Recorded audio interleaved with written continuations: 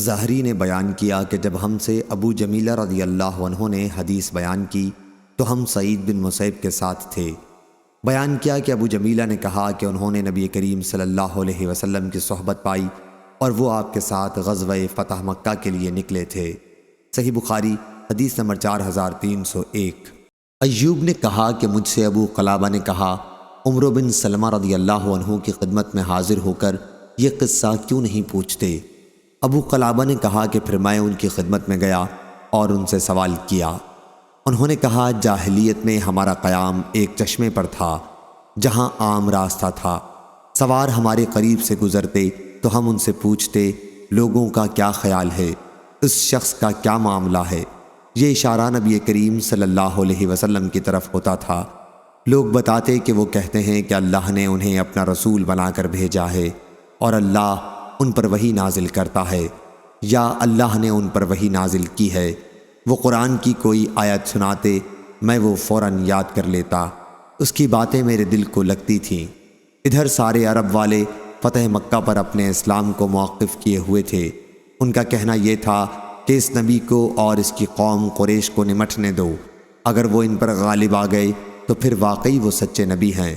چنانچہ جب مکہ فتح ہو گیا تو ہر قوم نے اسلام لانے میں پہل کی، اور میرے والد نے بھی میری قوم کے اسلام میں جلدی کی۔ پھر جب وہ مدینہ سے واپس آئے تو کہا کہ میں خدا کی قسم ایک سچے نبی کے پاس سے آ رہا ہوں۔ انہوں نے فرمایا ہے کہ فلاں نماز اس طرح فلاں وقت پڑھا کرو، اور جب نماز کا وقت ہو جائے تو تم میں سے کوئی ایک شخص اذان دے، اور امامت وہ کرے جسے قرآن سب سے زیادہ یاد ہو۔ لوگوں نے اندازہ کیا کہ کسے قرآن سب سے زیادہ یاد ہے، تو کوئی شخص ان کے قبیلے میں مجھ سے زیادہ قرآن یاد کرنے والا نہیں ملا، کیونکہ میں آنے جانے والے سواروں سے سن کر قرآن مجید یاد کر لیا کرتا تھا۔ اس لیے مجھے لوگوں نے امام بنایا، حالانکہ اس وقت میری عمر 6 یا 7 سال کی تھی، اور میرے پاس ایک ہی چادر تھی۔ جب میں اسے لپیٹ کر سجدہ کرتا تو اوپر ہو جاتی اور پیچھے کی جگہ کھل جاتی۔ اس قبیلے کی ایک عورت نے کہا، تم اپنے قاری کا چوتر تو پہلے چھپا دو۔ آخر انہوں نے کپڑا خریدا اور میرے لیے ایک قمیص بنائی۔ میں جتنا خوش اس قمیص سے ہوا اتنا کسی اور چیز سے نہیں ہوا تھا۔ صحیح بخاری حدیث نمبر 4302۔ امام مالک نے بیان کیا، ان سے ابن شہاب نے، ان سے عروہ بن زبیر نے، اور ان سے حضرت عائشہ رضی اللہ عنہا نے بیان کیا نبی کریم صلی اللہ علیہ وسلم سے۔ دوسری سند اور لیث بن سعد نے کہا، مجھ سے یونس نے بیان کیا، ان سے ابن شہاب نے، انہیں عروہ بن زبیر نے خبر دی، اور ان سے حضرت عائشہ رضی اللہ عنہا نے بیان کیا کہ عتبہ بن ابی وقاص نے مرتے وقت زمانہ جاہلیت میں اپنے بھائی سعد بن ابی وقاص رضی اللہ عنہ کو وصیت کی تھی کہ وہ زمعہ بن لیثی کی باندی سے پیدا ہونے والے بچے کو اپنے قبضے میں لے لیں۔ عتبہ نے کہا تھا وہ میرا لڑکا ہوگا۔ چنانچہ جب فتح مکہ کے موقع پر رسول اللہ صلی اللہ علیہ وسلم مکے میں داخل ہوئے تو سعد بن ابی وقاص رضی اللہ عنہ اس بچے کو لے کر حضور اکرم صلی اللہ علیہ وسلم کی خدمت میں حاضر ہوئے، اور ان کے ساتھ عبد بن زمعہ بھی آئے۔ سعد بن ابی وقاص رضی اللہ عنہ نے تو یہ کہا، یہ میرے بھائی کا لڑکا ہے۔ بھائی نے وصیت کی تھی کہ اسی کا لڑکا ہے، لیکن عبد بن زمعہ نے کہا، یا رسول اللہ، یہ میرا بھائی میرے والد زمعہ کا بیٹا ہے، کیونکہ انہی کے بستر پر پیدا ہوا ہے۔ حضرت صلی اللہ علیہ وسلم نے زمعہ کی باندی کے لڑکے کو دیکھا تو وہ واقعی سعد کے بھائی عتبہ بن ابی وقاص کی شکل پر تھا، لیکن حضور صلی اللہ علیہ وسلم نے قانون شریعت کے مطابق فیصلہ یہ کیا، کیا اے عبد بن زمعہ، تم ہی اس بچے کو رکھو، یہ تمہارا بھائی ہے، کیونکہ یہ تمہارے والد کے فراش پر اس کی باندی کے بطن سے پیدا ہوا ہے۔ لیکن دوسری طرف ام المومنین سودا رضی اللہ عنہا سے، جو زمعہ کی بیٹی تھی، فرمایا، سودا، اس لڑکے سے پردہ کیا کرنا، کیونکہ آپ نے اس لڑکے میں عتبہ بن ابی وقاص رضی اللہ عنہ کی شباہت پائی تھی۔ ابن شہاب نے کہا، ان سے عائشہ رضی اللہ عنہا نے بیان کیا کہ رسول کریم صلی اللہ علیہ وسلم نے فرمایا تھا، لڑکا اس کا ہوتا ہے جس کی جورو یا لونڈی کے پیٹ سے پیدا ہوا ہو، اور زنا کرنے والے کے حصے میں سنگ ہی ہیں۔ ابن شہاب نے بیان کیا کہ ابو ہریرہ رضی اللہ عنہ اس حدیث کو پکار پکار کر بیان کیا کرتے تھے۔ صحیح بخاری حدیث نمبر 4303۔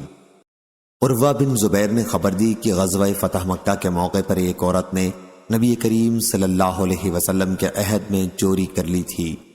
اس عورت کی قوم گھبرائی ہوئی اسامہ بن زید رضی اللہ عنہ کے پاس آئی تاکہ وہ حضور صلی اللہ علیہ وسلم سے اس کی سفارش کر دیں کہ اس کا ہاتھ چوری کے جرم میں نہ کاٹا جائے۔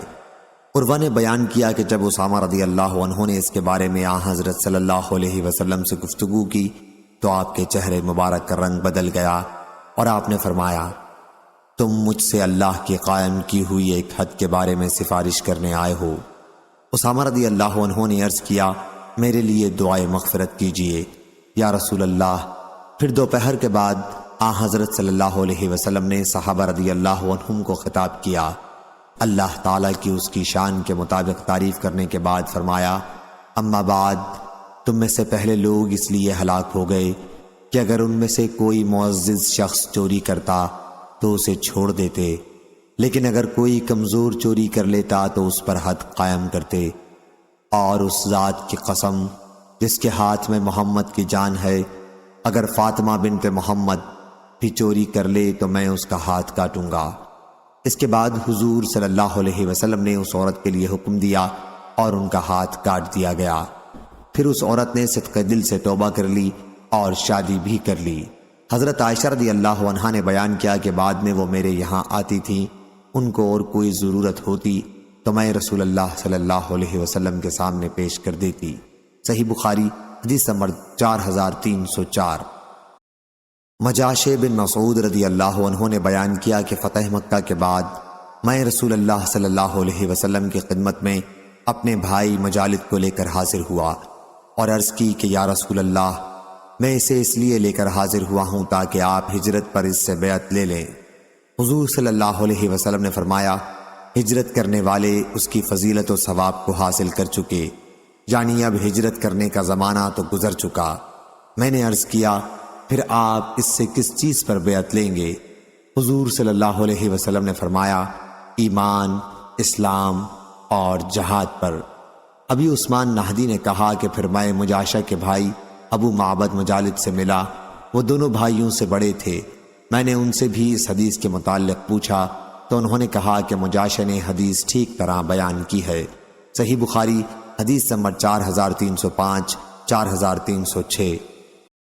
قاسم بن سلیمان نے بیان کیا، ان سے ابو عثمان نہدی نے اور ان سے مجاشع بن مسعود رضی اللہ عنہ نے کہ میں اپنے بھائی ابو معبد رضی اللہ عنہ کو نبی کریم صلی اللہ علیہ وسلم کی خدمت میں آپ سے ہجرت پر بیعت کرانے کے لیے لے گیا۔ حضور صلی اللہ علیہ وسلم نے فرمایا کہ ہجرت کا ثواب تو ہجرت کرنے والوں کے ساتھ ختم ہو چکا، البتہ میں اس سے اسلام اور جہاد پر بیعت لیتا ہوں۔ ابو عثمان نے کہا کہ پھر میں نے ابو معبد رضی اللہ عنہ سے مل کر ان سے ان کے متعلق پوچھا تو انہوں نے کہا کہ مجاشع رضی اللہ عنہ نے ٹھیک بیان کیا، اور خالد حذا نے بھی ابو عثمان سے بیان کیا، ان سے مجاشع رضی اللہ عنہ نے کہ وہ اپنے بھائی مجالد رضی اللہ عنہ کو لے کر آئے تھے۔ پھر حدیث کو آخر تک بیان کیا، اس کو اسماعیل نے وصل کیا ہے۔ صحیح بخاری حدیث نمبر 4307، 4308۔ غندر نے بیان کیا، کہا ہم سے شعبہ نے بیان کیا، ان سے ابو بشر نے اور ان سے مجاہد نے کہ میں نے ابن عمر رضی اللہ عنہ سے عرض کیا کہ میرا ارادہ ہے کہ ملک شام کو ہجرت کر جاؤں۔ فرمایا، اب ہجرت باقی نہیں رہی، جہاد ہی باقی رہ گیا ہے، اس لیے جاؤ اور خود کو پیش کرو، اگر تم نے کچھ پا لیا تو بہتر، ورنہ واپس آ جانا۔ صحیح بخاری حدیث نمبر 4309۔ ابو بشر نے خبر دی، انہوں نے مجاہد سے سنا کہ جب میں نے عبداللہ بن عمر رضی اللہ عنہ سے عرض کیا تو انہوں نے کہا کہ اب ہجرت باقی نہیں رہی، یا فرمایا کہ رسول اللہ صلی اللہ علیہ وسلم کے بعد پھر ہجرت کہاں رہی؟ اگلی روایت کی طرح بیان کیا۔ صحیح بخاری حدیث نمبر 4310۔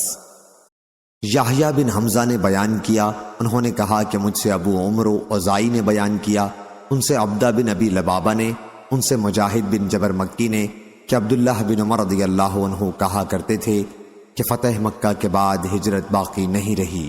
صحیح بخاری حدیث نمبر 4311۔ عطا بن ابی رباح نے بیان کیا کہ میں عبید بن عمیر کے ساتھ حضرت عائشہ رضی اللہ عنہا کی خدمت میں حاضر ہوا۔ عبید نے ان سے ہجرت کا مسئلہ پوچھا تو انہوں نے کہا کہ اب ہجرت باقی نہیں رہی۔ پہلے مسلمان اپنا دین بچانے کے لیے اللہ اور اس کے رسول کی طرف پناہ لینے کے لیے آتے تھے، اس خوف سے کہ کہیں دین کی وجہ سے فتنے میں نہ پڑ جائیں۔ اس لیے اب جب کہ اللہ تعالیٰ نے اسلام کو غالب کر دیا تو مسلمان جہاں بھی چاہے اپنے رب کی عبادت کر سکتا ہے۔ اب تو صرف جہاد اور جہاد کی نیت کا ثواب باقی ہے۔ صحیح بخاری حدیث نمبر 4312۔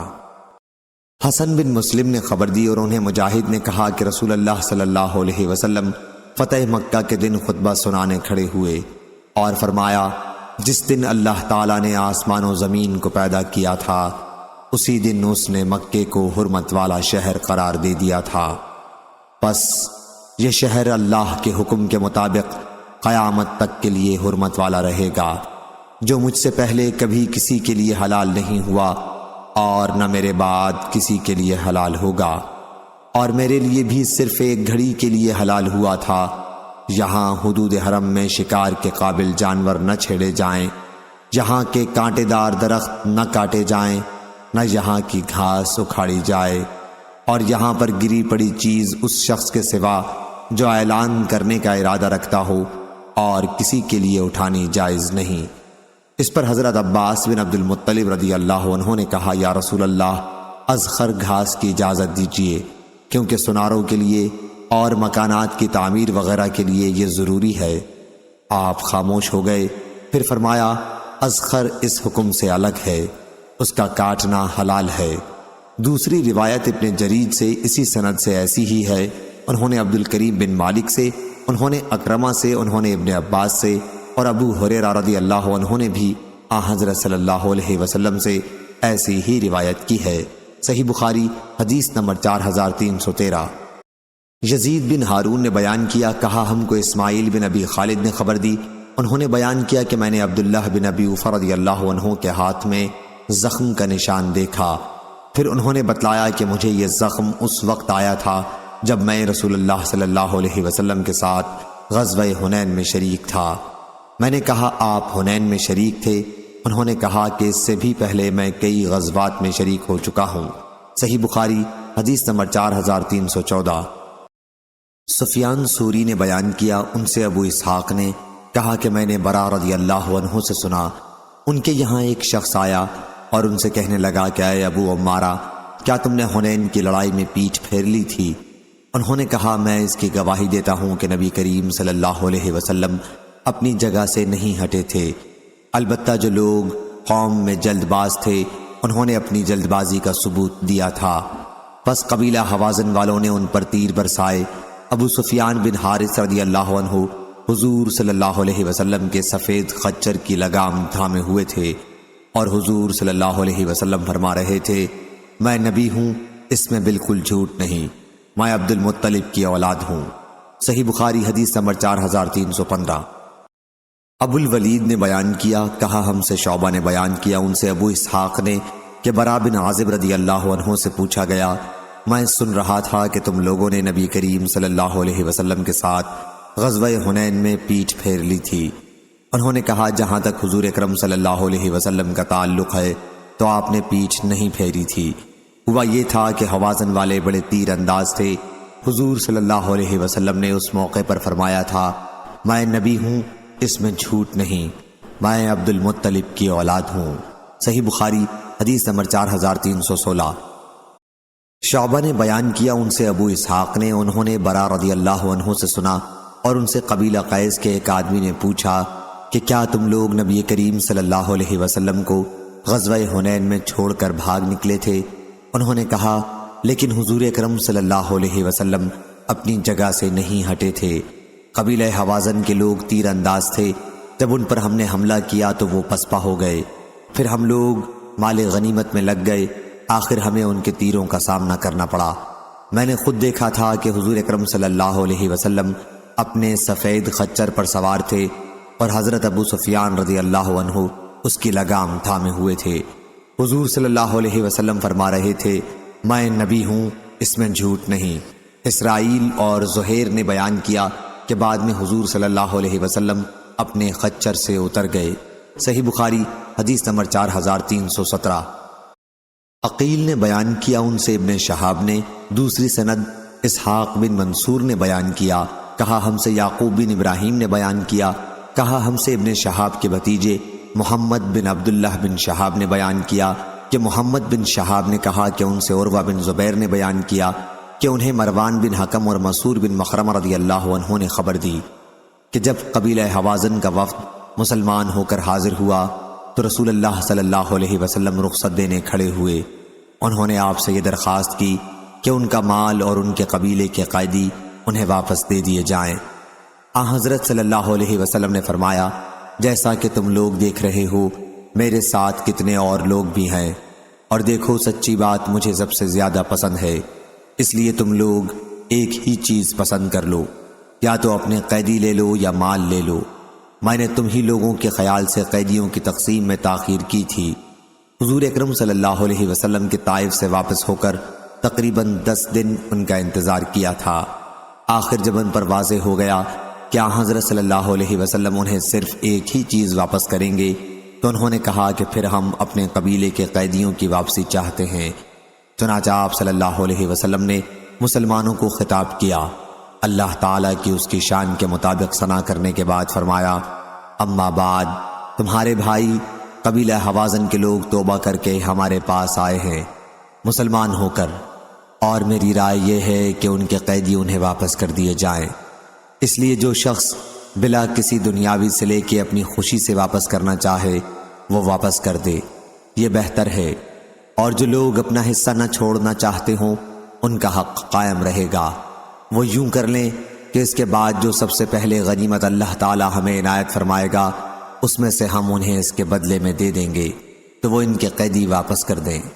تمام صحابہ رضی اللہ عنہم نے کہا، یا رسول اللہ، ہم خوشی سے بلا کسی بدلے کے واپس کرنا چاہتے ہیں، لیکن حضور صلی اللہ علیہ وسلم نے فرمایا، اس طرح ہمیں اس کا علم نہیں ہوا کہ کس نے اپنی خوشی سے واپس کیا ہے اور کس نے نہیں، اس لیے سب لوگ جائیں اور تمہارے چودھری لوگ تمہارا فیصلہ ہمارے پاس لائیں۔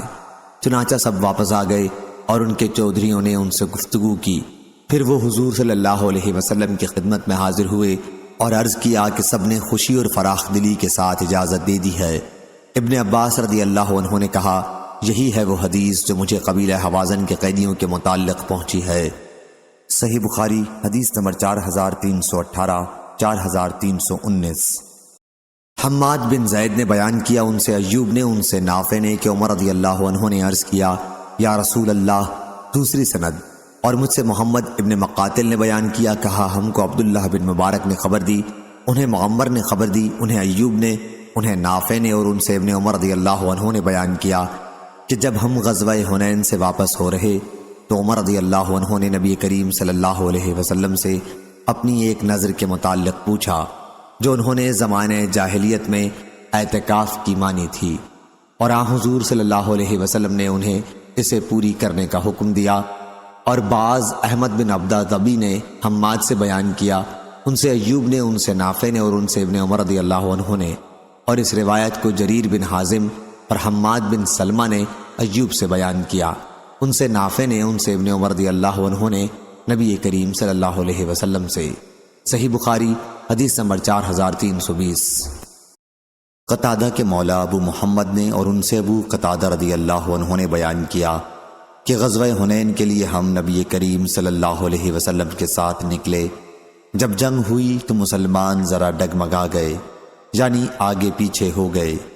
میں نے دیکھا کہ ایک مشرک ایک مسلمان کے اوپر غالب ہو رہا ہے، میں نے پیچھے سے اس کی گردن پر تلوار ماری اور اس کی ذرا کاٹ ڈالی۔ اب وہ مجھ پر پلٹ پڑا اور مجھے اتنی زور سے بھینچا کہ موت کی تصویر میری آنکھوں میں پھر گئی۔ آخر وہ مر گیا اور مجھے چھوڑ دیا۔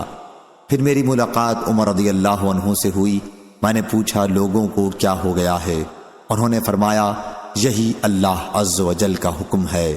پھر مسلمان پلٹے اور جنگ ختم ہو جانے کے بعد حضور صلی اللہ علیہ وسلم تشریف فرما ہوئے اور فرمایا جس نے کسی کو قتل کیا ہو اور اس کے لیے کوئی گواہ بھی رکھتا ہو تو اس کا تمام سامان اور ہتھیار اسے ہی ملے گا۔ میں نے اپنے دل میں کہا کہ میرے لیے کون گواہی دے گا؟ پھر میں بیٹھ گیا۔ بیان کیا کہ پھر آپ نے دوبارہ یہی فرمایا۔ اس مرتبہ پھر میں نے دل میں کہا کہ میرے لیے کون گواہی دے گا، اور پھر بیٹھ گیا۔ حضور صلی اللہ علیہ وسلم نے پھر اپنا فرمان دہرایا تو میں اس مرتبہ کھڑا ہو گیا۔ حضور صلی اللہ علیہ وسلم نے اس مرتبہ فرمایا، کیا بات ہے ابو قتادہ؟ میں نے آپ کو بتایا تو ایک صاحب اسود بن خزائی اسلمی نے کہا کہ یہ سچ کہتے ہیں اور ان کے مقتول کا سامان میرے پاس ہے، آپ میرے حق میں انہیں راضی کر دیں کہ سامان مجھ سے نہ لیں۔ اس پر ابو بکر رضی اللہ عنہ نے فرمایا، نہیں، خدا کی قسم، اللہ کے شیروں میں سے ایک شیر جو اللہ اور اس کے رسول صلی اللہ علیہ وسلم کی طرف سے لڑتا ہے، پھر حضور صلی اللہ علیہ وسلم اس کا حق تمہیں ہرگز نہیں دے سکتے۔ حضور صلی اللہ علیہ وسلم نے فرمایا کہ سچ کہا، تم سامان ابو قتادہ رضی اللہ عنہ کو دے دو۔ انہوں نے سامان مجھے دے دیا۔ میں نے اس سامان سے قبیلہ سلمہ کے محلے میں ایک باغ خریدا۔ اسلام کے بعد یہ میرا پہلا مال تھا جسے میں نے حاصل کیا تھا۔ صحیح بخاری حدیث نمبر 4321۔ ابو قتادہ رضی اللہ عنہ کے مولا ابو محمد نے بیان کیا، غزوہ حنین کے دن میں نے ایک مسلمان کو دیکھا کہ ایک مشرک سے لڑ رہا تھا اور ایک دوسرا مشرک پیچھے سے مسلمان کو قتل کرنے کی گھات میں تھا۔ پہلے تو میں اسی کی طرف بڑھا، اس نے اپنا ہاتھ مجھے مارنے کے لیے اٹھایا تو میں نے اس کے ہاتھ پر وار کر کے کاٹ دیا۔ اس کے بعد وہ مجھ سے چمٹ گیا اور اتنی زور سے مجھے بھینچا کہ میں ڈر گیا۔ آخر اس نے مجھے چھوڑ دیا اور ڈھیلا پڑ گیا۔ میں نے اسے دھکا دے کر قتل کر دیا اور مسلمان بھاگ نکلے اور میں بھی ان کے ساتھ بھاگ پڑا۔ لوگوں میں عمر بن خطاب رضی اللہ عنہ نظر آئے تو میں نے ان سے پوچھا، لوگ کیوں بھاگ رہے ہیں؟ انہوں نے فرمایا کہ اللہ تعالیٰ کا یہی حکم ہے۔ پھر لوگ حضرت صلی اللہ علیہ وسلم کے پاس آ کر جمع ہو گئے۔ حضور صلی اللہ علیہ وسلم نے فرمایا کہ جو شخص اس پر گواہ قائم کر دے گا کہ کسی مقتول کو اسی نے قتل کیا ہے تو اس کا سارا سامان اسے ملے گا۔ میں اپنے مقتول پر گواہ کے لیے اٹھا لیکن مجھے کوئی گواہ دکھائی نہ دیا۔ آخر میں بیٹھ گیا۔ پھر میرے سامنے ایک صورت آئی۔ میں نے اپنے معاملے کی اطلاع حضور اکرم صلی اللہ علیہ وسلم کو دی۔ آپ کے پاس بیٹھے ہوئے ایک صاحب اسود بن خزائی اسلمی رضی اللہ عنہ نے کہا کہ ان کے مقتول کا ہتھیار میرے پاس ہے، آپ میرے حق میں انہیں راضی کر دیں۔ اس پر حضرت ابو بکر رضی اللہ عنہ نے کہا، ہرگز نہیں، اللہ کے شیروں میں سے ایک شیر کو چھوڑ کر جو اللہ اور اس کے رسول کے لیے جنگ کرتا ہے، اس کا حق قریش کے ایک بزدل کو حضرت صلی اللہ علیہ وسلم نہیں دے سکتے۔ ابو قتادہ رضی اللہ عنہ نے بیان کیا، چنانچہ حضور صلی اللہ علیہ وسلم کھڑے ہوئے اور مجھے وہ سامان عطا فرمایا۔ میں نے اس سے ایک باغ خریدا اور یہ سب سے پہلا مال تھا جسے میں نے اسلام لانے کے بعد حاصل کیا تھا۔ صحیح بخاری حدیث نمبر 4322۔ ابو اسامہ نے بیان کیا، ان سے برید بن عبداللہ نے، ان سے ابو بردہ نے اور ان سے ابو موسیٰ اشعری رضی اللہ عنہ نے کہ جب رسول اللہ صلی اللہ علیہ وسلم غزوہ حنین سے فارغ ہو گئے تو آپ نے ایک دستے کے ساتھ ابو عامر رضی اللہ عنہ کو وادی اوتاس کی طرف بھیجا۔ اس معرکے میں درید ابن الصمت سے مقابلہ ہوا۔ درید قتل کر دیا گیا اور اللہ تعالیٰ نے اس کے لشکر کو شکست دے دی۔ ابو موسیٰ اشعری رضی اللہ عنہ نے بیان کیا کہ ابو عامر رضی اللہ عنہ کے ساتھ حضرت صلی اللہ علیہ وسلم نے مجھے بھی بھیجا تھا۔ ابو عامر رضی اللہ عنہ کے گھٹنے میں تیر آ کر لگا۔ بنی جاشم کے ایک شخص نے ان پر تیر مارا تھا اور ان کے گھٹنے میں اتار دیا تھا۔ میں ان کے پاس پہنچا اور کہا، چچا، یہ تیر آپ پر کس نے پھینکا ہے؟ انہوں نے ابو موسیٰ رضی اللہ عنہ کو اشارے سے بتایا کہ وہ جاشمی میرا قاتل ہے جس نے مجھے نشانہ بنایا ہے۔ میں اس کی طرف لپکا اور اس کے قریب پہنچ گیا، لیکن جب اس نے مجھے دیکھا تو وہ بھاگ پڑا۔ میں نے اس کا پیچھا کیا اور میں یہ کہتا جاتا تھا، تجھے شرم نہیں آتی؟ تجھ سے مقابلہ نہیں کیا جاتا؟ آخر وہ رک گیا اور ہم نے ایک دوسرے پر تلوار سے وار کیا۔ میں نے اسے قتل کر دیا اور ابو عامر رضی اللہ عنہ سے جا کر کہا کہ اللہ نے آپ کے قاتل کو قتل کروا دیا۔ انہوں نے فرمایا کہ میرے گھٹنے میں سے تیر نکال لے۔ میں نے نکال دیا تو اس سے پانی جاری ہو گیا۔ پھر انہوں نے فرمایا، بھتیجے، حضور اکرم صلی اللہ علیہ وسلم کو میرا سلام پہنچانا اور عرض کرنا کہ میرے لیے مغفرت کی دعا فرمائیں۔ ابو عامر رضی اللہ عنہ نے لوگوں پر مجھے اپنا نائب بنا دیا۔ اس کے بعد وہ تھوڑی دیر اور زندہ رہے اور شہادت پائی۔ میں واپس ہوا اور حضور اکرم صلی اللہ علیہ وسلم کی خدمت میں پہنچا۔ آپ اپنے گھر میں بانوں کی ایک چارپائی پر تشریف رکھتے تھے۔ اس پر کوئی بستر بچھا ہوا نہیں تھا اور بانوں کے نشانات آپ کی پیٹھ اور پہلو پر پڑ گئے تھے۔ میں نے آپ سے اپنے اور ابو عامر رضی اللہ عنہ کے واقعات بیان کیے اور یہ کہ انہوں نے دعائے مغفرت کے لیے درخواست کی ہے۔ حضرت صلی اللہ علیہ وسلم نے پانی طلب فرمایا اور وضو کیا، پھر ہاتھ اٹھا کر دعا کی، اے اللہ عبید ابو عامر رضی اللہ عنہ کی مغفرت فرما۔ میں نے آپ کی بغل میں سفیدی جب آپ دعا کر رہے تھے دیکھی۔ پھر حضور صلی اللہ علیہ وسلم نے دعا کی، اے اللہ قیامت کے دن ابو عامر رضی اللہ عنہ کو اپنی بہت سی مخلوق سے بلند تر درجہ عطا فرمائیو۔ میں نے عرض کیا، اور میرے لیے بھی اللہ سے مغفرت کی دعا فرما دیجئے۔ حضور صلی اللہ علیہ وسلم نے دعا کی، اے اللہ عبداللہ ابن قیس ابو موسیٰ کے گناہوں کو بھی معاف فرما اور قیامت کے دن اچھا مقام عطا فرمائیو۔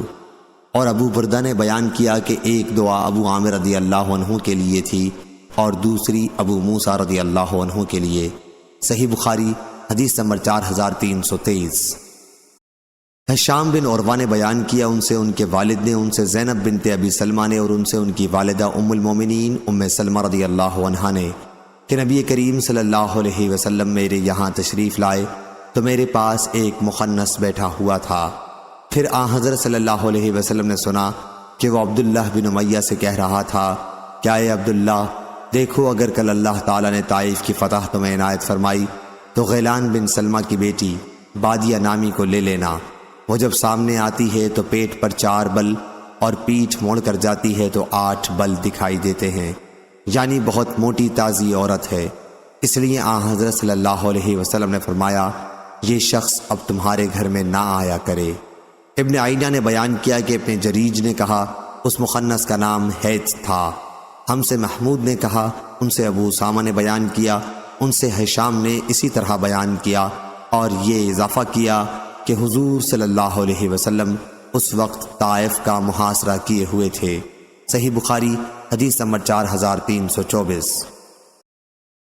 سفیان بن عینہ نے بیان کیا، ان سے عمرو بن دینار نے، ان سے ابو العباس نابینا شاعر نے اور ان سے عبداللہ بن عمر رضی اللہ عنہ نے، انہوں نے بیان کیا کہ جب رسول اللہ صلی اللہ علیہ وسلم نے طائف کا محاصرہ کیا تو دشمن کا کچھ بھی نقصان نہیں کیا۔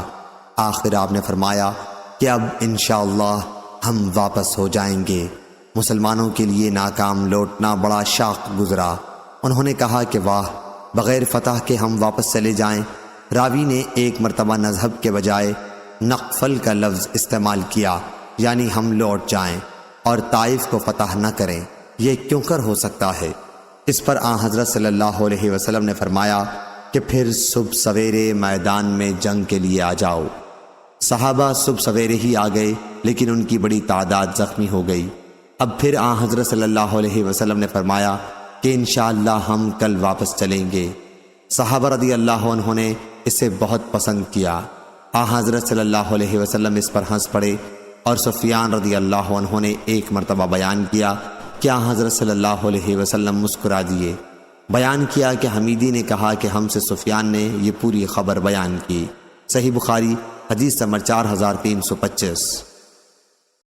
عاصم بن سلیمان نے بیان کیا، انہوں نے ابو عثمان نہدی سے سنا، کہا میں نے سعد بن ابی وقاص رضی اللہ عنہ سے سنا، جنہوں نے سب سے پہلے اللہ کے راستے میں تیر چلایا تھا، اور ابو بکر رضی اللہ عنہ سے جو طائف کے قلعے پر چند مسلمانوں کے ساتھ چڑھے تھے اور اس طرح نبی کریم صلی اللہ علیہ وسلم کی خدمت میں حاضر ہوئے تھے۔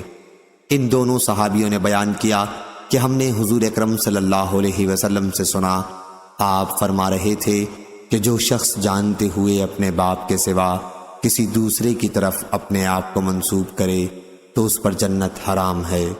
اور ہشام نے بیان کیا اور انہیں معمر نے خبر دی، انہیں عاصم نے، انہیں ابو العالیہ یا ابو عثمان نہدی نے کہا کہ میں نے سعد بن ابی وقاص رضی اللہ عنہ اور ابو بکر رضی اللہ عنہ سے سنا کہ نبی کریم صلی اللہ علیہ وسلم نے فرمایا، عاصم نے بیان کیا کہ میں نے ابو العالیہ یا ابو عثمان نہدی رضی اللہ عنہ سے کہا، آپ سے روایت ایسے دو اصحاب سعد اور ابو بکر رضی اللہ عنہ نے بیان کی ہے کہ یقین کے لیے ان کے نام کافی ہیں۔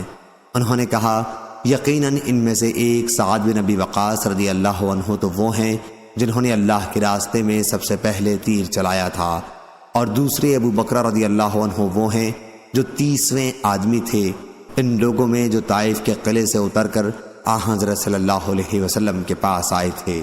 صحیح بخاری حدیث نمبر 4326 4327۔ ابو موسیٰ اشعری رضی اللہ عنہ نے بیان کیا کہ میں نبی کریم صلی اللہ علیہ وسلم کے قریب ہی تھا جب آپ جعرانہ سے، جو مکہ اور مدینہ کے درمیان میں ایک مقام ہے، اتر رہے تھے۔ آپ کے ساتھ بلال رضی اللہ عنہ تھے۔ اسی عرصے میں حضرت صلی اللہ علیہ وسلم کے پاس ایک بدوی آیا اور کہنے لگا کہ آپ نے جو مجھ سے وعدہ کیا ہے اسے پورا کیوں نہیں کرتے؟ حضور صلی اللہ علیہ وسلم نے فرمایا کہ تمہیں بشارت ہو۔ اس پر وہ بدوی بولا، بشارت تو آپ مجھے بہت دے چکے۔ پھر حضور صلی اللہ علیہ وسلم نے چہرہ مبارک ابو موسیٰ اور بلال کی طرف پھیرا، کہا پھر آپ بہت غصے میں معلوم ہو رہے تھے۔ آپ نے فرمایا، اس نے بشارت واپس کر دی، اب تم دونوں اسے قبول کر لو۔ ان دونوں حضرات نے عرض کیا، ہم نے قبول کیا۔ پھر آپ نے پانی کا ایک پیالہ طلب فرمایا اور اپنے دونوں ہاتھوں اور چہرے کو اس میں دھویا اور اسی میں کلی کی، اور ابو موسیٰ اشعری رضی اللہ عنہ اور بلال رضی اللہ عنہ ہر دو سے فرمایا کہ اس کا پانی پی لو اور اپنے چہروں اور سینوں پر اسے ڈال لو اور بشارت حاصل کرو۔ ان دونوں نے پیالہ لے لیا اور ہدایت کے مطابق عمل کیا۔ پردے کے پیچھے سے ام سلمہ رضی اللہ عنہا نے بھی کہا کہ اپنی ماں کے لیے بھی کچھ چھوڑ دینا، چنانچہ ان ہر دو نے ان کے لیے ایک حصہ چھوڑ دیا۔ صحیح بخاری حدیث نمبر 4328۔ صفوان بن یعلی بن امیہ نے خبر دی کہ یعلی نے کہا، کاش میں رسول اللہ صلی اللہ علیہ وسلم کو اس وقت دیکھ سکتا جب آپ پر وحی نازل ہوتی ہے۔ بیان کیا کہ حضور اکرم صلی اللہ علیہ وسلم جعرانہ میں ٹھہرے ہوئے تھے۔ آپ کے لیے ایک کپڑے سے سایہ کر دیا گیا تھا اور اس میں چند صحابہ رضی اللہ عنہم بھی آپ کے ساتھ موجود تھے۔ اتنے میں ایک اعرابی آئے، وہ ایک جبہ پہنے ہوئے تھے، خوشبو میں بسا ہوا۔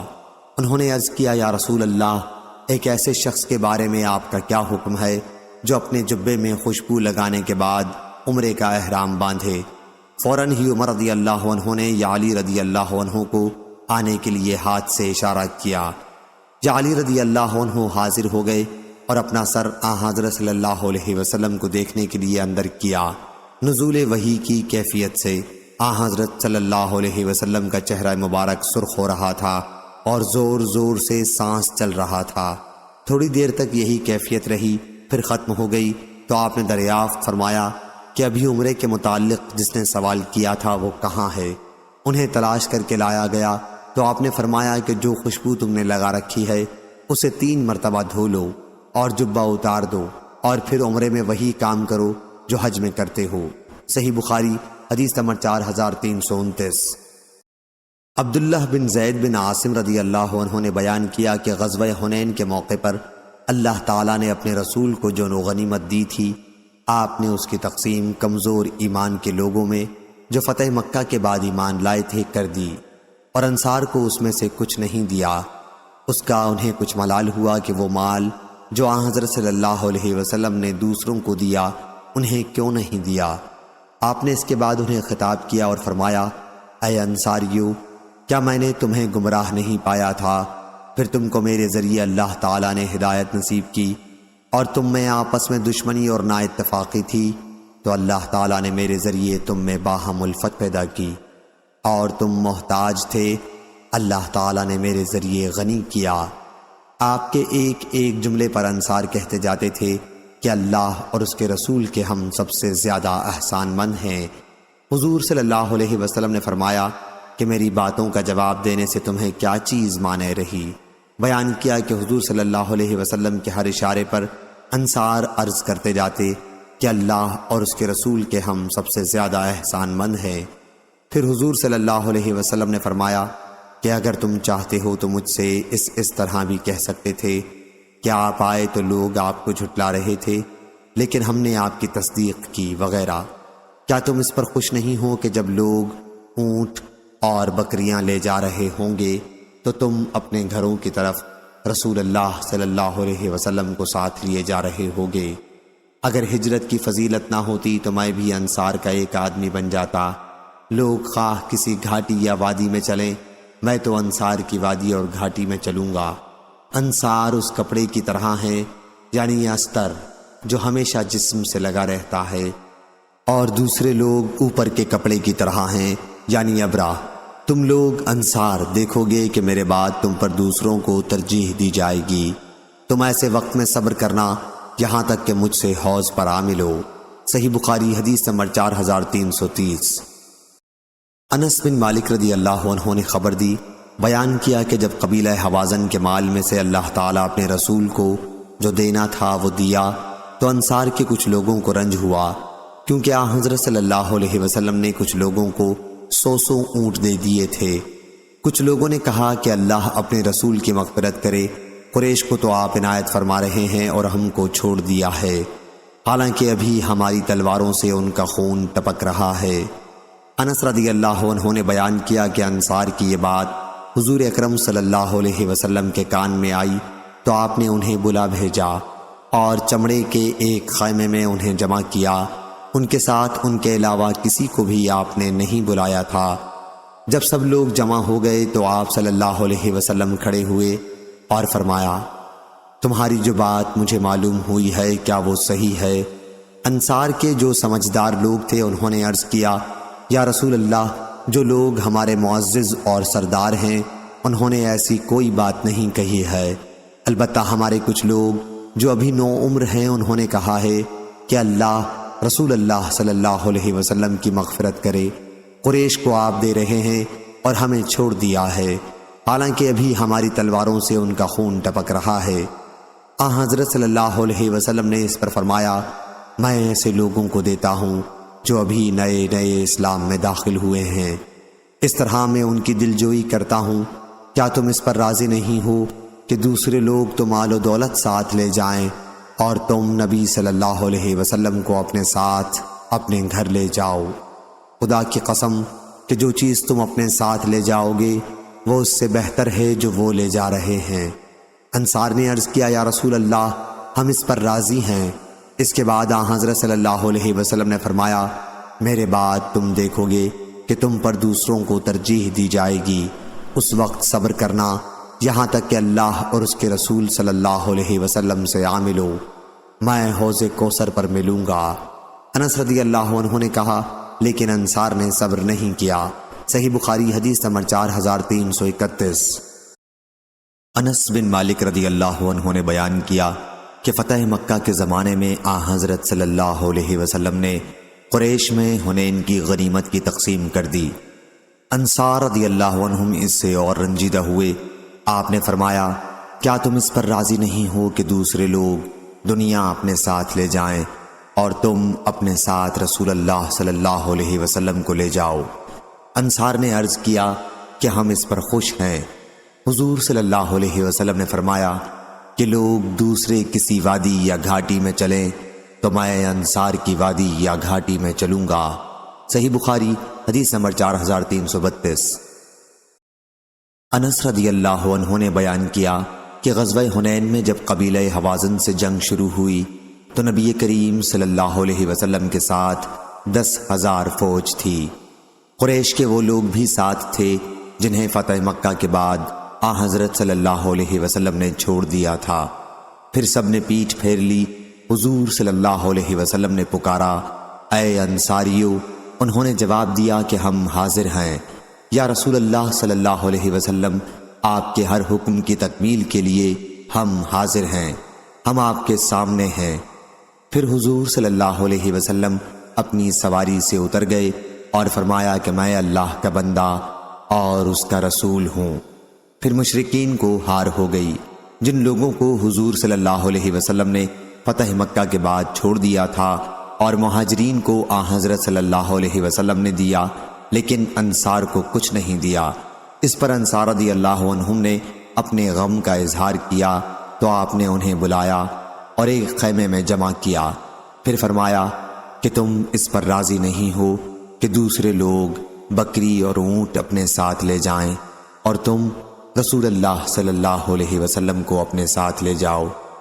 حضرت صلی اللہ علیہ وسلم نے فرمایا، اگر لوگ کسی وادی یا گھاٹی میں چلیں اور انصار دوسری گھاٹی میں چلیں تو میں انصار کی گھاٹی میں چلنا پسند کروں گا۔ صحیح بخاری حدیث نمبر 4333۔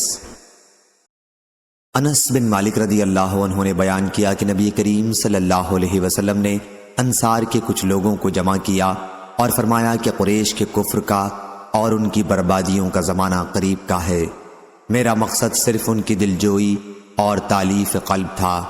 کیا تم اس پر راضی اور خوش نہیں ہو کہ لوگ دنیا لے کر اپنے ساتھ جائیں اور تم اللہ کے رسول اللہ صلی اللہ علیہ وسلم کو اپنے گھر لے جاؤ؟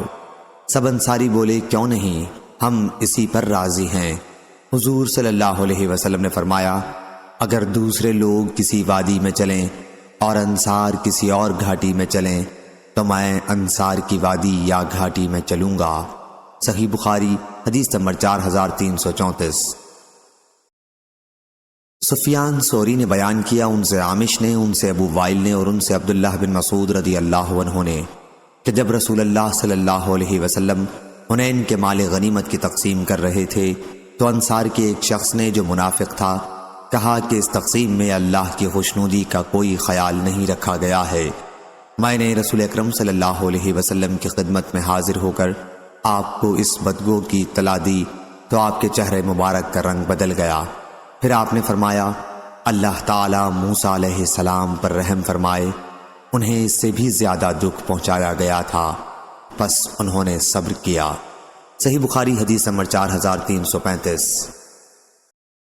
جریر نے بیان کیا، ان سے منصور نے، ان سے ابو وائل نے اور ان سے عبداللہ بن مسعود رضی اللہ عنہ نے کہ غزوہ حنین کے موقع پر رسول اللہ صلی اللہ علیہ وسلم نے چند لوگوں کو بہت بہت جانور دیے، چنانچہ اقرا بن حابس کو جن کا دل بہلانا منظور تھا 100 اونٹ دیے، عینہ بن حسن فزاری کو بھی اتنے ہی دیے اور اسی طرح دوسرے اشراف عرب کو دیا۔ اس پر ایک شخص نے کہا کہ اس تقسیم میں اللہ کی رضا کا کوئی خیال نہیں کیا گیا۔ ابن مسعود رضی اللہ عنہ نے بیان کیا کہ میں نے کہا کہ میں اس کی خبر رسول اللہ صلی اللہ علیہ وسلم کو کروں گا۔ جب حضرت صلی اللہ علیہ وسلم نے یہ کلمہ سنا تو فرمایا، اللہ موسیٰ پر رحم فرمائے کہ انہیں اس سے بھی زیادہ دکھ دیا گیا تھا لیکن انہوں نے صبر کیا۔ صحیح بخاری حدیث نمبر 4336۔ انس بن مالک رضی اللہ عنہ نے بیان کیا کہ جب حنین کا دن ہوا تو قبیلہ حوازن اور غطفان اپنے مویشی اور بال بچوں کو ساتھ لے کر جنگ کے لیے نکلے۔ اس وقت حضرت صلی اللہ علیہ وسلم کے ساتھ 10,000 کا لشکر تھا۔ ان میں کچھ لوگ وہ بھی تھے جنہیں حضور صلی اللہ علیہ وسلم نے فتح مکہ کے بعد احسان رکھ کر چھوڑ دیا تھا۔ پھر ان سب نے پیٹھ پھیر لی اور حضور اکرم صلی اللہ علیہ وسلم تنہا رہ گئے۔ اس دن حضور صلی اللہ علیہ وسلم نے 2 مرتبہ پکارا، دونوں پکار ایک دوسرے سے الگ الگ تھیں۔ آپ نے دائیں طرف متوجہ ہو کر پکارا، اے انصاریو! انہوں نے جواب دیا، ہم حاضر ہیں یا رسول اللہ، آپ کو بشارت ہو، ہم آپ کے ساتھ ہیں، لڑنے کو تیار ہیں۔ پھر آپ بائیں طرف متوجہ ہوئے اور آواز دی، اے انصاریو! انہوں نے ادھر سے جواب دیا کہ ہم حاضر ہیں یا رسول اللہ، بشارت ہو، ہم آپ کے ساتھ ہیں۔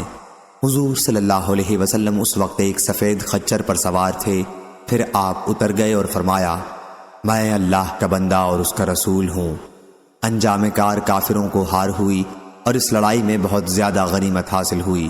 حضور صلی اللہ علیہ وسلم نے اسے مہاجرین میں اور قریشیوں میں تقسیم کر دیا جنہیں فتح مکہ کے موقع پر احسان رکھ کر چھوڑ دیا تھا۔ انصار کو اس میں سے کچھ نہیں عطا فرمایا۔ انصار کے بعض نوجوانوں نے کہا کہ جب سخت وقت آتا ہے تو ہمیں بلایا جاتا ہے اور غنیمت دوسروں کو تقسیم کر دی جاتی ہے۔ یہ بات حضور اکرم صلی اللہ علیہ وسلم تک پہنچی تو آپ نے انصار کو ایک خیمے میں جمع کیا اور فرمایا، اے انصاریو! کیا وہ بات صحیح ہے جو تمہارے بارے میں مجھے معلوم ہوئی ہے؟ اس پر وہ خاموش ہو گئے۔ پھر حضور صلی اللہ علیہ وسلم نے فرمایا، اے انصاریو، کیا تم اس پر خوش نہیں ہو کہ لوگ دنیا اپنے ساتھ لے جائیں گے اور تم رسول اللہ صلی اللہ علیہ وسلم کو اپنے گھر لے جاؤ گے؟ انصاریوں نے عرض کیا، ہم اسی پر خوش ہیں۔ اس کے بعد حضور صلی اللہ علیہ وسلم نے فرمایا کہ اگر لوگ کسی وادی میں چلیں اور انصار کسی گھاٹی میں چلیں تو میں انصار ہی کی گھاٹی میں چلنا پسند کروں گا۔ اس پر ہشام نے پوچھا، اے ابو حمزہ، کیا آپ وہاں موجود تھے؟ انہوں نے کہا کہ میں حضور صلی اللہ علیہ وسلم سے غائب ہی کب ہوتا تھا۔ صحیح بخاری حدیث نمبر 4337۔ عبداللہ بن عمر رضی اللہ عنہ نے بیان کیا کہ نبی کریم صلی اللہ علیہ وسلم نے نجد کی طرف ایک لشکر روانہ کیا تھا، میں بھی اس میں شریک تھا۔ اس میں ہمارا حصہ مال غنیمت میں 12 اونٹ پڑے اور ایک ایک اونٹ ہمیں اور فالتو دیا گیا۔ اس طرح ہم 13 اونٹ ساتھ لے کر واپس آئے۔ صحیح بخاری حدیث نمبر 4338۔ معمر نے خبر دی۔ دوسری سند نعیم بن حماد نے بیان کیا، کہا ہم کو عبداللہ بن مبارک نے خبر دی، انہیں معمر نے، انہیں زہری نے، انہیں سالم نے اور ان سے ان کے والد عبداللہ بن عمر رضی اللہ عنہ نے بیان کیا کہ نبی کریم صلی اللہ علیہ وسلم نے خالد بن ولید رضی اللہ عنہ کو بنی جزیمہ کی طرف بھیجا۔ خالد بن ولید نے انہیں اسلام کی دعوت دی، لیکن انہیں اسلمنا، ہم اسلام لائے کہنا نہیں آتا تھا۔ اس کے بجائے وہ سبانا ہم بے دین ہو گئے، یعنی اپنے آبائے دین سے ہٹ گئے کہنے لگے۔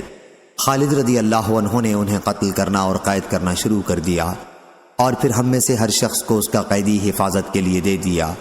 پھر جب ایک دن خالد رضی اللہ عنہ نے ہم سب کو حکم دیا کہ ہم اپنے قیدیوں کو قتل کر دیں، میں نے کہا، اللہ کی قسم میں اپنے قیدی کو قتل نہیں کروں گا اور نہ میرے ساتھیوں میں کوئی اپنے قیدی کو قتل کرے گا۔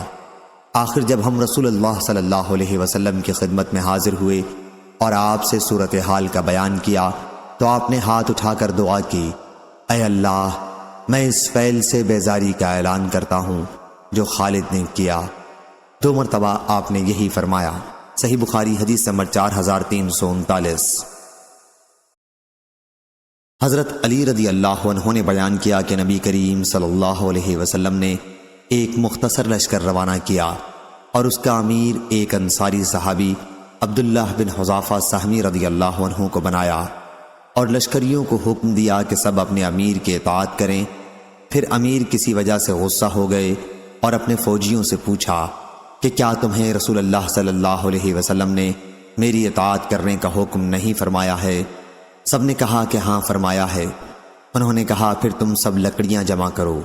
انہوں نے لکڑیاں جمع کی تو امیر نے حکم دیا کہ اس میں آگ لگاؤ، اور انہوں نے آگ لگا دی۔ اب انہوں نے حکم دیا کہ سب اس میں کود جاؤ۔ فوجی کود جانا ہی چاہتے تھے کہ انہی میں سے بعض نے بعض کو روکا اور کہا کہ ہم تو اس آگ ہی کے خوف سے رسول اللہ صلی اللہ علیہ وسلم کی طرف آئے ہیں۔ ان باتوں میں وقت گزر گیا اور آگ بھی بجھ گئی۔ اس کے بعد امیر کا غصہ بھی ٹھنڈا ہو گیا۔ جب اس کی خبر رسول اللہ صلی اللہ علیہ وسلم کو پہنچی تو آپ نے فرمایا کہ اگر یہ لوگ اس میں کود جاتے تو پھر قیامت تک اس میں سے نہ نکلتے۔ اطاعت کا حکم صرف نیک کاموں کے لیے ہے۔ صحیح بخاری حدیث نمبر 4340۔ ابو بردہ رضی اللہ عنہ نے بیان کیا کہ رسول اللہ صلی اللہ علیہ وسلم نے ابو موسیٰ اشعری اور معاذ بن جبل رضی اللہ عنہ کو یمن کا حاکم بنا کر بھیجا۔ راوی نے بیان کیا کہ دونوں صحابیوں کو اس کے ایک ایک صوبے میں بھیجا۔ راوی نے بیان کیا کہ یمن کے 2 صوبے تھے۔ پھر حضرت صلی اللہ علیہ وسلم نے ان سے فرمایا، دیکھو لوگوں کے لیے آسانیاں پیدا کرنا، دشواریاں نہ پیدا کرنا، انہیں خوش کرنے کی کوشش کرنا، دین سے نفرت نہ دلانا۔ یہ دونوں بزرگ اپنے اپنے کاموں پر روانہ ہو گئے۔ دونوں میں سے جب کوئی اپنے علاقے کا دورہ کرتے کرتے اپنے ساتھی کے قریب پہنچ جاتا تو ان سے تازی ملاقات کے لیے آتا اور سلام کرتا۔ ایک مرتبہ حضرت معاذ اپنے علاقے میں اپنے صاحب ابو موسیٰ کے قریب پہنچ گئے اور اپنے خچر پر ان سے ملاقات کے لیے چلے۔ جب ان کے قریب پہنچے تو دیکھا کہ وہ بیٹھے ہوئے ہیں اور ان کے پاس کچھ لوگ جمع ہیں اور ایک شخص ان کے سامنے ہے جس کی مشقیں کسی ہوئی ہیں۔ معاذ رضی اللہ عنہ نے ان سے پوچھا، اے عبداللہ بن قیس، یہ کیا واقعہ ہے؟ ابو موسیٰ رضی اللہ عنہ نے بتلایا کہ یہ شخص اسلام لانے کے بعد مرتد ہو گیا ہے۔ انہوں نے کہا کہ پھر جب تک اسے قتل نہ کر دیا جائے میں اپنی سواری سے نہیں اتروں گا۔ ابو موسیٰ رضی اللہ عنہ نے کہا کہ قتل کرنے ہی کے لیے اسے یہاں لایا گیا ہے، آپ اتر جائیں۔ لیکن انہوں نے اب بھی یہی کہا کہ جب تک اسے قتل نہ کیا جائے گا میں نہ اتروں گا۔ آخر ابو موسیٰ رضی اللہ عنہ نے حکم دیا اور اسے قتل کر دیا گیا۔ تب وہ اپنی سواری سے اترے اور پوچھا، عبداللہ آپ قرآن کس طرح پڑھتے ہیں؟ انہوں نے کہا میں تو تھوڑا تھوڑا ہر وقت پڑھتا رہتا ہوں۔ پھر انہوں نے معاذ رضی اللہ عنہ سے پوچھا کہ معاذ آپ قرآن مجید کس طرح پڑھتے ہیں؟ معاذ رضی اللہ عنہ نے کہا کہ میں تو رات کے شروع میں سوتا ہوں، پھر اپنی نیند کا ایک حصہ پورا کر کے میں اٹھ بیٹھتا ہوں، اور جو کچھ اللہ تعالیٰ نے میرے لیے مقدر کر رکھا ہے اس میں قرآن مجید پڑھتا ہوں۔ اس طرح بیداری میں جس ثواب کی امید اللہ تعالیٰ سے رکھتا ہوں، سونے کی حالت کے ثواب کا بھی اس سے اسی طرح امیدوار رہتا ہوں۔ صحیح بخاری حدیث نمبر 4341 4342۔ اسحاق نے بیان کیا، کہا ہم سے خالد نے، ان سے شیبانی نے، ان سے سعید بن ابی بردہ نے، ان سے ان کے والد نے، اور ان سے ابو موسیٰ اشعری رضی اللہ عنہ نے کہ نبی کریم صلی اللہ علیہ وسلم نے انہیں یمن بھیجا۔ ابو موسیٰ رضی اللہ عنہ نے حضرت صلی اللہ علیہ وسلم سے ان شربتوں کا مسئلہ پوچھا جو یمن میں بنائے جاتے تھے۔ حضرت صلی اللہ علیہ وسلم نے دریافت فرمایا کہ وہ کیا ہیں؟ ابو موسیٰ رضی اللہ عنہ نے بتایا کہ المطبع اور المزر۔ سعید بن ابی بردہ نے کہا کہ میں نے ابو بردہ اپنے والد سے پوچھا المطبع کیا چیز ہے؟ انہوں نے بتایا کہ شہد سے تیار کی ہوئی شراب، اور المزر جو سے تیار کی ہوئی شراب۔ جواب میں حضرت صلی اللہ علیہ وسلم نے فرمایا کہ ہر نشہ آور پینا حرام ہے۔ اس کی روایت جریر اور عبد الواحد نے شیبانی سے کی ہے اور انہوں نے ابو بردہ سے کی ہے۔ صحیح بخاری حدیث نمبر 4343۔ شعبہ نے بیان کیا، کہا ہم سے سعید بن ابی بردہ نے اور ان سے ان کے والد نے بیان کیا کہ نبی کریم صلی اللہ علیہ وسلم نے ان کے دادا حضرت ابو موسیٰ رضی اللہ عنہ اور معاذ بن جبل رضی اللہ عنہ کو یمن کا حکم بنا کر بھیجا، اور فرمایا کہ لوگوں کے لیے آسانی پیدا کرنا، ان کو دشواریوں میں نہ ڈالنا، لوگوں کو خوشخبریاں دینا، دین سے نفرت نہ دلانا، اور تم دونوں آپس میں موافقت رکھنا۔ اس پر ابو موسیٰ اشعری رضی اللہ عنہ نے عرض کیا، اے اللہ کے نبی، ہمارے ملک میں جو سے ایک شراب تیار ہوتی ہے جس کا نام المزر ہے، اور شہد سے ایک شراب تیار ہوتی ہے جو البطاح کہلاتی ہے۔ آپ صلی اللہ علیہ وسلم نے فرمایا کہ ہر نشہ لانے والی چیز حرام ہے۔ پھر دونوں بزرگ روانہ ہوئے۔ معاذ رضی اللہ عنہ نے ابو موسیٰ رضی اللہ عنہ سے پوچھا، آپ قرآن کس طرح پڑھتے ہیں؟ انہوں نے بتایا کہ کھڑے ہو کر بھی، بیٹھ کر بھی، اور اپنی سواری پر بھی، اور میں تھوڑے تھوڑے عرصے بعد پڑھتا ہی رہتا ہوں۔ معاذ رضی اللہ عنہ نے کہا، لیکن میرا معمول یہ ہے کہ شروع رات میں سو جاتا ہوں اور پھر بیدار ہو جاتا ہوں۔ اس طرح میں اپنی نیند پر بھی ثواب کا امیدوار ہوں، جس طرح بیدار ہو کر عبادت کرنے پر ثواب کی مجھے امید ہے۔ اور انہوں نے ایک خیمہ لگا لیا اور ایک دوسرے سے ملاقات برابر ہوتی رہتی۔ ایک مرتبہ معاذ رضی اللہ عنہ ابو موسیٰ رضی اللہ عنہ سے ملنے کے لیے آئے، دیکھا ایک شخص بندھا ہوا ہے، پوچھا یہ کیا بات ہے؟ ابو موسیٰ رضی اللہ عنہ نے بتلایا کہ یہ ایک یہودی ہے، پہلے خود اسلام لایا اور اب یہ مرتد ہو گیا ہے۔ معاذ رضی اللہ عنہ نے کہا کہ میں اسے قتل کیے بغیر ہرگز نہ رہوں گا۔ مسلم بن ابراہیم کے ساتھ اس حدیث کو عبد الملک بن عمر عقدی اور وہب بن جریر نے شعبہ سے روایت کیا ہے، اور وکیع اور نظر اور ابو داؤد نے اس کو شعبہ سے، انہوں نے اپنے باپ بردہ سے، انہوں نے سعید کے دادا ابو موسیٰ رضی اللہ عنہ سے، انہوں نے حضرت صلی اللہ علیہ وسلم سے روایت کیا، اور جریر بن عبد الحمید نے اس کو شیبانی سے روایت کیا، انہوں نے ابو بردہ سے۔ صحیح بخاری حدیث نمبر 4344 4345۔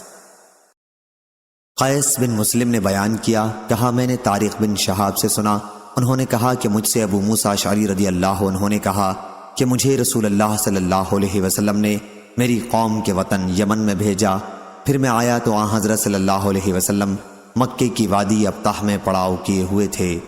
آپ نے دریافت فرمایا، عبداللہ بن قیس تم نے حج کا احرام باندھ لیا؟ میں نے عرض کیا جی ہاں یا رسول اللہ۔ آپ نے دریافت فرمایا کلمات احرام کس طرح کہے؟ بیان کیا کہ میں نے عرض کیا کہ یوں کلمات ادا کیے ہیں، اے اللہ میں حاضر ہوں، اور جس طرح آپ نے احرام باندھا ہے میں نے بھی اسی طرح باندھا ہے۔ فرمایا تم اپنے ساتھ قربانی کا جانور بھی لائے ہو؟ میں نے کہا کہ کوئی جانور تو میں اپنے ساتھ نہیں لایا۔ فرمایا تم پھر پہلے بیت اللہ کا طواف اور صفا اور مروہ کی سعی کر لو، ان رکنوں کی ادائیگی کے بعد حلال ہو جانا۔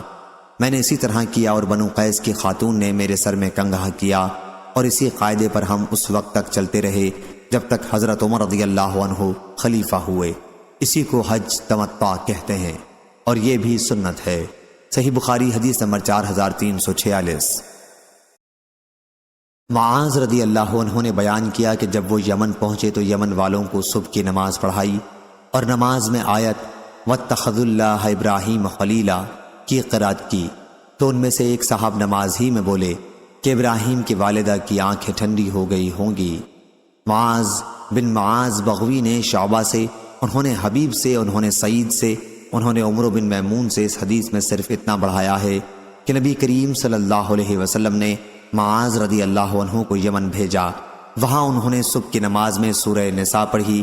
جب اس آیت پر پہنچے وَاتَّخَذُوا اللَّهَ إِبْرَاهِيمَ خَلِيلًا، ایک صاحب جو ان میں کھڑے ہوئے تھے کہا کہ ابراہیم کے والدہ کی آنکھ ٹھنڈی ہو گئی ہوگی۔ صحیح بخاری حدیث نمبر 4348۔ ابو اسحاق نے کہا کہ میں نے برا بن عازب رضی اللہ عنہ سے سنا کہ رسول اللہ صلی اللہ علیہ وسلم نے ہمیں خالد بن ولید کے ساتھ یمن بھیجا۔ بیان کیا کہ پھر اس کے بعد ان کی جگہ حضرت علی رضی اللہ عنہ کو بھیجا، اور آپ نے انہیں ہدایت کی کہ خالد رضی اللہ عنہ کے ساتھیوں سے کہو کہ جو ان میں سے تمہارے ساتھ یمن میں رہنا چاہے وہ تمہارے ساتھ پھر یمن کو لوٹ جائے، اور جو وہاں سے واپس آنا چاہے وہ چلا آئے۔ برا رضی اللہ عنہ کہتے ہیں کہ میں ان لوگوں میں سے تھا جو یمن کو لوٹ گئے۔ انہوں نے بیان کیا کہ مجھے غنیمت میں کئی اوقیہ چاندی کے ملے تھے۔ صحیح بخاری حدیث نمبر 4349۔ بریدہ بن حصیب نے بیان کیا کہ نبی کریم صلی اللہ علیہ وسلم نے خالد بن ولید رضی اللہ عنہ کی جگہ حضرت علی رضی اللہ عنہ کو یمن بھیجا تاکہ غنیمت کے خمس 5واں حصہ کو ان سے لے آئیں۔ مجھے حضرت علی رضی اللہ عنہ سے بہت بغض تھا اور میں نے انہیں غسل کرتے دیکھا تھا۔ میں نے حضرت خالد رضی اللہ عنہ سے کہا تم دیکھتے ہو علی رضی اللہ عنہ نے کیا کیا، اور ایک لونڈی سے صحبت کی۔ پھر جب ہم حضرت صلی اللہ علیہ وسلم کی خدمت میں حاضر ہوئے تو میں نے آپ سے بھی اس کا ذکر کیا۔ آپ نے دریافت فرمایا وریدہ کیا تمہیں علی رضی اللہ عنہ کی طرف سے بغض ہے؟ میں نے عرض کیا کہ جی ہاں۔ فرمایا علی رضی اللہ عنہ سے دشمنی نہ رکھنا، کیونکہ خمس غنیمت کے 5ویں حصے میں اس کا اس سے بھی زیادہ حق ہے۔ صحیح بخاری حدیث نمبر 4350۔ ابو سعید خدری رضی اللہ عنہ کہتے تھے کہ یمن سے علی بن ابی طالب رضی اللہ عنہ نے رسول اللہ صلی اللہ علیہ وسلم کے پاس بیری کے پتوں سے دباغت یہ چمڑے کے ایک تھیلے میں سونے کے چند ڈلے بھیجے۔ ان سے کان کی مٹی بھی ابھی صاف نہیں کی گئی تھی۔ راوی نے بیان کیا کہ پھر حضرت صلی اللہ علیہ وسلم نے وہ سونا 4 آدمیوں میں تقسیم کر دیا، عینہ بن بدر، اقرا بن حابس، زید بن خیل، اور چوتھے علقمہ رضی اللہ عنہ یا عامر بن طفیل رضی اللہ عنہ۔ آپ کے اصحاب میں سے ایک صاحب نے اس پر کہا کہ ان لوگوں سے زیادہ ہم اس سونے کے مستحق تھے۔ راوی نے بیان کیا کہ جب حضرت صلی اللہ علیہ وسلم کو معلوم ہوا تو آپ نے فرمایا کہ تم مجھ پر اعتبار نہیں کرتے، حالانکہ اس اللہ نے مجھ پر اعتبار کیا ہے جو آسمان پر ہے، اور اس کی جو آسمان پر ہے وہی میرے پاس صبح و شام آتی ہے۔ راوی نے بیان کیا کہ پھر ایک شخص جس کی آنکھیں دھسی ہوئی تھیں، دونوں رخسار پھولے ہوئے تھے، پیشانی بھی ابری ہوئی تھی، گھنی داڑھی اور سر مڑا ہوا، تہبند اٹھائے ہوئے تھا، کھڑا ہوا اور کہنے لگا یا رسول اللہ، اللہ سے ڈریے۔ آپ صلی اللہ علیہ وسلم نے فرمایا افسوس تجھ پر، کیا میں اس روئے زمین پر اللہ سے ڈرنے کا سب سے زیادہ مستحق نہیں ہوں؟ راوی نے بیان کیا پھر وہ شخص چلا گیا۔ خالد بن ولید رضی اللہ عنہ نے عرض کیا یا رسول اللہ، میں کیوں نہ اس شخص کی گردن مار دوں؟ آپ صلی اللہ علیہ وسلم نے فرمایا نہیں، شاید وہ نماز پڑھتا ہو۔ اس پر خالد رضی اللہ عنہ نے عرض کیا کہ بہت سے نماز پڑھنے والے ایسے ہیں جو زبان سے اسلام کا دعویٰ کرتے ہیں اور ان کے دل میں وہ نہیں ہوتا۔ آپ صلی اللہ علیہ وسلم نے فرمایا، اس کا حکم نہیں ہوا ہے کہ لوگوں کے دلوں کی کھوج لگاؤں، اور نہ اس کا حکم ہوا ہے کہ ان کے پیٹ چاک کروں۔ راوی نے کہا، پھر آن حضرت صلی اللہ علیہ وسلم نے اس منافق کی طرف دیکھا تو وہ پیٹھ پھیر کر جا رہا تھا۔ آپ نے فرمایا کہ اس کی نسل سے ایک ایسی قوم نکلے گی جو کتاب اللہ کی تلاوت بڑی خوش الحانی کے ساتھ کرے گی، لیکن وہ ان کے حلق سے نیچے نہیں اترے گا۔ دین سے وہ لوگ اس طرح نکل چکے ہوں گے جیسے تیر جانور کے پار نکل جاتا ہے۔ اور میرا خیال ہے کہ آپ صلی اللہ علیہ وسلم نے یہ بھی فرمایا، اگر میں ان کے دور میں ہوا تو سمود کی قوم کی طرح ان کو بالکل قتل کر ڈالوں گا۔ صحیح بخاری حدیث نمبر 4351۔ جابر رضی اللہ عنہ نے بیان کیا کہ نبی کریم صلی اللہ علیہ وسلم نے حضرت علی رضی اللہ عنہ سے جب وہ یمن سے مکہ آئے فرمایا تھا کہ وہ اپنے احرام پر باقی رہیں۔ محمد بن بکر نے ابن جرید سے اتنا بڑھایا کہ ان سے عطا نے بیان کیا کہ حضرت جابر رضی اللہ عنہ نے کہا، حضرت علی رضی اللہ عنہ اپنی ولایت یمن سے آئے تو آپ صلی اللہ علیہ وسلم نے ان سے دریافت فرمایا، علی تم نے احرام کس طرح باندھا ہے؟ عرض کیا کہ جس طرح احرام آپ نے باندھا ہو۔ فرمایا، پھر قربانی کا جانور بھیج دو اور جس طرح احرام باندھا ہے اسی کے مطابق عمل کرو۔ بیان کیا حضرت علی رضی اللہ عنہ آن حضرت صلی اللہ علیہ وسلم کے لیے قربانی کے جانور لائے تھے۔ صحیح بخاری حدیث نمبر 4352۔ بکر بن عبداللہ نے بیان کیا، انہوں نے عبداللہ بن عمر رضی اللہ عنہ سے ذکر کیا تھا کہ انس رضی اللہ عنہ نے ان سے بیان کیا کہ نبی کریم صلی اللہ علیہ وسلم نے عمرہ اور حج دونوں کا احرام باندھا تھا، اور ہم نے بھی آپ کے ساتھ حج ہی کا احرام باندھا تھا۔ پھر ہم جب مکہ آئے تو آپ نے فرمایا کہ جس کے ساتھ قربانی کا جانور نہ ہو وہ اپنے حج کے احرام کو عمرے کا کر لے اور طواف اور سعی کر کے احرام کھول دے۔ اور نبی کریم صلی اللہ علیہ وسلم کے ساتھ قربانی کا جانور تھا۔ پھر علی بن ابی طالب رضی اللہ عنہ یمن سے لوٹ کر حج کا احرام باندھ کر آئے۔ آپ نے ان سے دریافت فرمایا کہ کس طرح احرام باندھا ہے؟ ہمارے ساتھ تمہاری زوجہ فاطمہ رضی اللہ عنہا بھی ہیں۔ انہوں نے عرض کیا کہ میں نے اس طرح کا احرام باندھا ہے جس طرح آپ نے باندھا ہو۔ آپ صلی اللہ علیہ وسلم نے فرمایا کہ پھر اپنے احرام پر قائم رہو، کیونکہ ہمارے ساتھ قربانی کا جانور ہے۔ صحیح بخاری حدیث نمبر 4353 4354۔ جریر بن عبداللہ بجلی رضی اللہ عنہ نے بیان کیا کہ جاہلیت میں ایک بت خانہ ذوالخلصہ نامی تھا، اسے کعبہ یمانیہ اور کعبہ شامیہ بھی کہا جاتا تھا۔ حضرت صلی اللہ علیہ وسلم نے مجھ سے فرمایا، ذوالخلصہ کی تکلیف سے مجھے کیوں نہیں نجات دلاتے؟ چنانچہ میں نے 150 سواروں کے ساتھ سفر کیا، پھر ہم نے اس کو مسمار کر دیا اور اس میں ہم نے جس کو بھی پایا قتل کر دیا۔ پھر میں آپ کی خدمت میں حاضر ہوا اور آپ کو اس کی خبر دی تو آپ نے ہمارے قبیلہ احمس کے لیے بہت دعا فرمائی۔ صحیح بخاری حدیث نمبر 4355۔ جریر بن عبداللہ بجلی رضی اللہ عنہ نے بیان کیا کہ رسول اللہ صلی اللہ علیہ وسلم نے مجھ سے فرمایا، تم مجھے ذوالخلصہ سے کیوں نہیں بے فکر کرتے؟ یہ قبیلہ خشم کا ایک بت خانہ تھا، اسے کعبہ یمانیہ بھی کہتے تھے۔ چنانچہ میں 150 قبیلہ احمس کے سواروں کو ساتھ لے کر روانہ ہوا۔ یہ سب اچھے سوار تھے، مگر میں گھوڑے کی سواری اچھی طرح نہیں کر پاتا تھا۔ حضرت صلی اللہ علیہ وسلم نے میرے سینے پر ہاتھ مارا، یہاں تک کہ میں نے آپ کی انگلیوں کا اثر اپنے سینے میں پایا۔ پھر آپ نے دعا کی کہ اے اللہ، اسے گھوڑے کا اچھا سوار بنا دے اور اسے راستہ بتلانے والا اور خود راستہ پایا ہوا بنا دے۔ پھر وہ اس بت خانے کی طرف روانہ ہوئے اور اسے ڈھا کر اس میں آگ لگا دی۔ پھر حضرت صلی اللہ علیہ وسلم کی خدمت میں اطلاع بھیجی۔ جریر کے ایلچی نے آ کر عرض کیا، اس ذات کی قسم جس نے آپ کو حق کے ساتھ مبعوث کیا، میں اس وقت تک آپ کی خدمت میں حاضر ہونے کے لیے نہیں چلا جب تک وہ خارش زدہ اونٹ کی طرح جل کر سیاہ نہیں ہو گیا۔ بیان کیا کہ پھر حضرت صلی اللہ علیہ وسلم نے قبیلہ احمس کے گھوڑوں اور لوگوں کے لیے 5 مرتبہ برکت کی دعا فرمائی۔ صحیح بخاری حدیث نمبر 4356۔ جریر بن عبداللہ بجلی رضی اللہ عنہ نے بیان کیا کہ مجھ سے رسول اللہ صلی اللہ علیہ وسلم نے فرمایا، ذوالخلصہ سے مجھے کیوں نہیں بے فکری دلاتے؟ میں نے عرض کیا میں حکم کی تعمیل کروں گا۔ چنانچہ قبیلہ احمس کے 150 سواروں کو ساتھ لے کر میں روانہ ہوا۔ یہ سب اچھے سوار تھے، لیکن میں سواری اچھی طرح نہیں کر پاتا تھا۔ میں نے اس کے متعلق حضرت صلی اللہ علیہ وسلم سے ذکر کیا تو آپ نے اپنا ہاتھ میرے سینے پر مارا، جس کا اثر میں نے اپنے سینے میں دیکھا، اور حضرت صلی اللہ علیہ وسلم نے دعا فرمائی، اے اللہ اسے اچھا سوار بنا دے اور اسے ہدایت کرنے والا اور خود ہدایت پایا بنا دے۔ راوی نے بیان کیا کہ پھر اس کے بعد میں کبھی کسی گھوڑے سے نہیں گرا۔ راوی نے بیان کیا کہ ذوالخلصہ ایک بت خانہ تھا یمن میں قبیلہ خشم اور بجیلہ کا۔ اس میں بت تھے جن کی پوجا کی جاتی تھی اور اسے کعبہ بھی کہتے تھے۔ بیان کیا کہ پھر جریر وہاں پہنچے اور اسے آگ لگا دی اور منہدم کر دیا۔ بیان کیا کہ جب جریر رضی اللہ عنہ یمن پہنچے تو وہاں ایک شخص تھا جو تیروں سے فال نکالا کرتا تھا۔ اس سے کسی نے کہا کہ رسول اللہ صلی اللہ علیہ وسلم کے ایلچی یہاں آ گئے ہیں، اگر انہوں نے تمہیں پا لیا تو تمہاری گردن مار دیں گے۔ بیان کیا کہ ابھی وہ فال نکال ہی رہے تھے کہ حضرت جریر رضی اللہ عنہ وہاں پہنچ گئے۔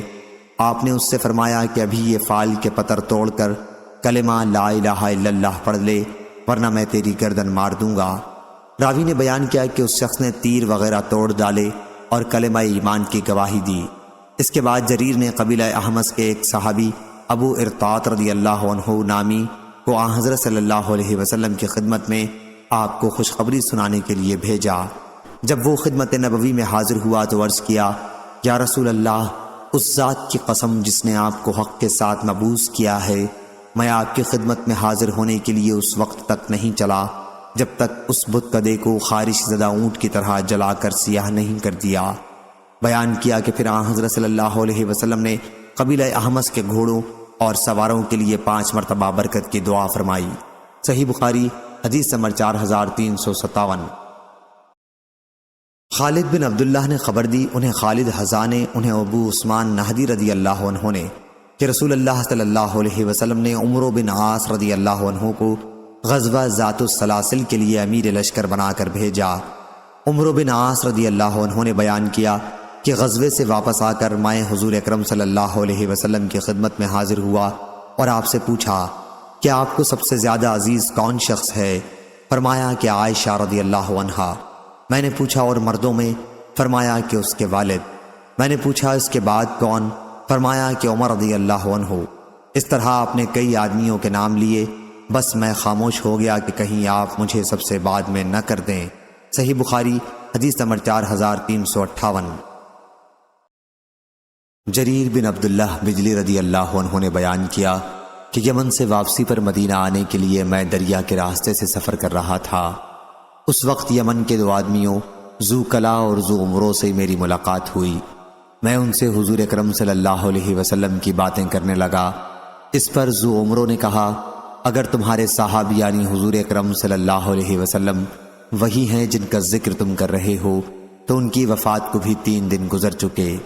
یہ دونوں میرے ساتھ ہی مدینے کی طرف چل رہے تھے۔ راستے میں ہمیں مدینے کی طرف سے آتے ہوئے کچھ سوار دکھائی دیے۔ ہم نے ان سے پوچھا تو انہوں نے اس کی تصدیق کی کہ حضرت صلی اللہ علیہ وسلم وفات پا گئے ہیں۔ آپ کے خلیفہ ابو بکر رضی اللہ عنہ منتخب ہوئے ہیں اور لوگ اب بھی سب خیریت سے ہیں۔ ان دونوں نے مجھ سے کہا کہ اپنے صاحب ابو بکر رضی اللہ عنہ سے کہنا کہ ہم آئے تھے اور انشاءاللہ پھر مدینہ آئیں گے۔ یہ کہہ کر دونوں یمن کی طرف واپس چلے گئے۔ پھر میں نے ابو بکر رضی اللہ عنہ کو ان کی باتوں کی اطلاع دی تو آپ نے فرمایا کہ پھر انہیں اپنے ساتھ لائے کیوں نہیں؟ بہت دنوں بعد خلافت عمری میں ذو عمرو نے ایک مرتبہ مجھ سے کہا کہ جریر تمہارا مجھ پر احسان ہے، اور تمہیں میں ایک بات بتاؤں گا کہ تم اہل عرب اس وقت تک خیر و بھلائی کے ساتھ رہو گے جب تک تمہارا طرز عمل یہ ہوگا کہ جب تمہارا کوئی امیر وفات پا جائے گا تو تم اپنا کوئی دوسرا امیر منتخب کر لیا کرو گے، لیکن جب امارت کے لیے تلوار تک بات پہنچ جائے تو تمہارے امیر بادشاہ بن جائیں گے، بادشاہوں کی طرح غصہ ہوا کریں گے اور انہی کی طرح خوش ہوا کریں گے۔ صحیح بخاری حدیث نمبر 4359۔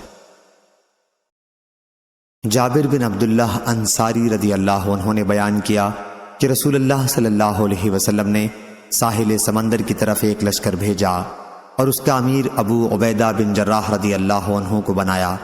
اس میں 300 آدمی شریک تھے۔ خیر، ہم مدینہ سے روانہ ہوئے اور ابھی راستے ہی میں تھے کہ راشن ختم ہو گیا۔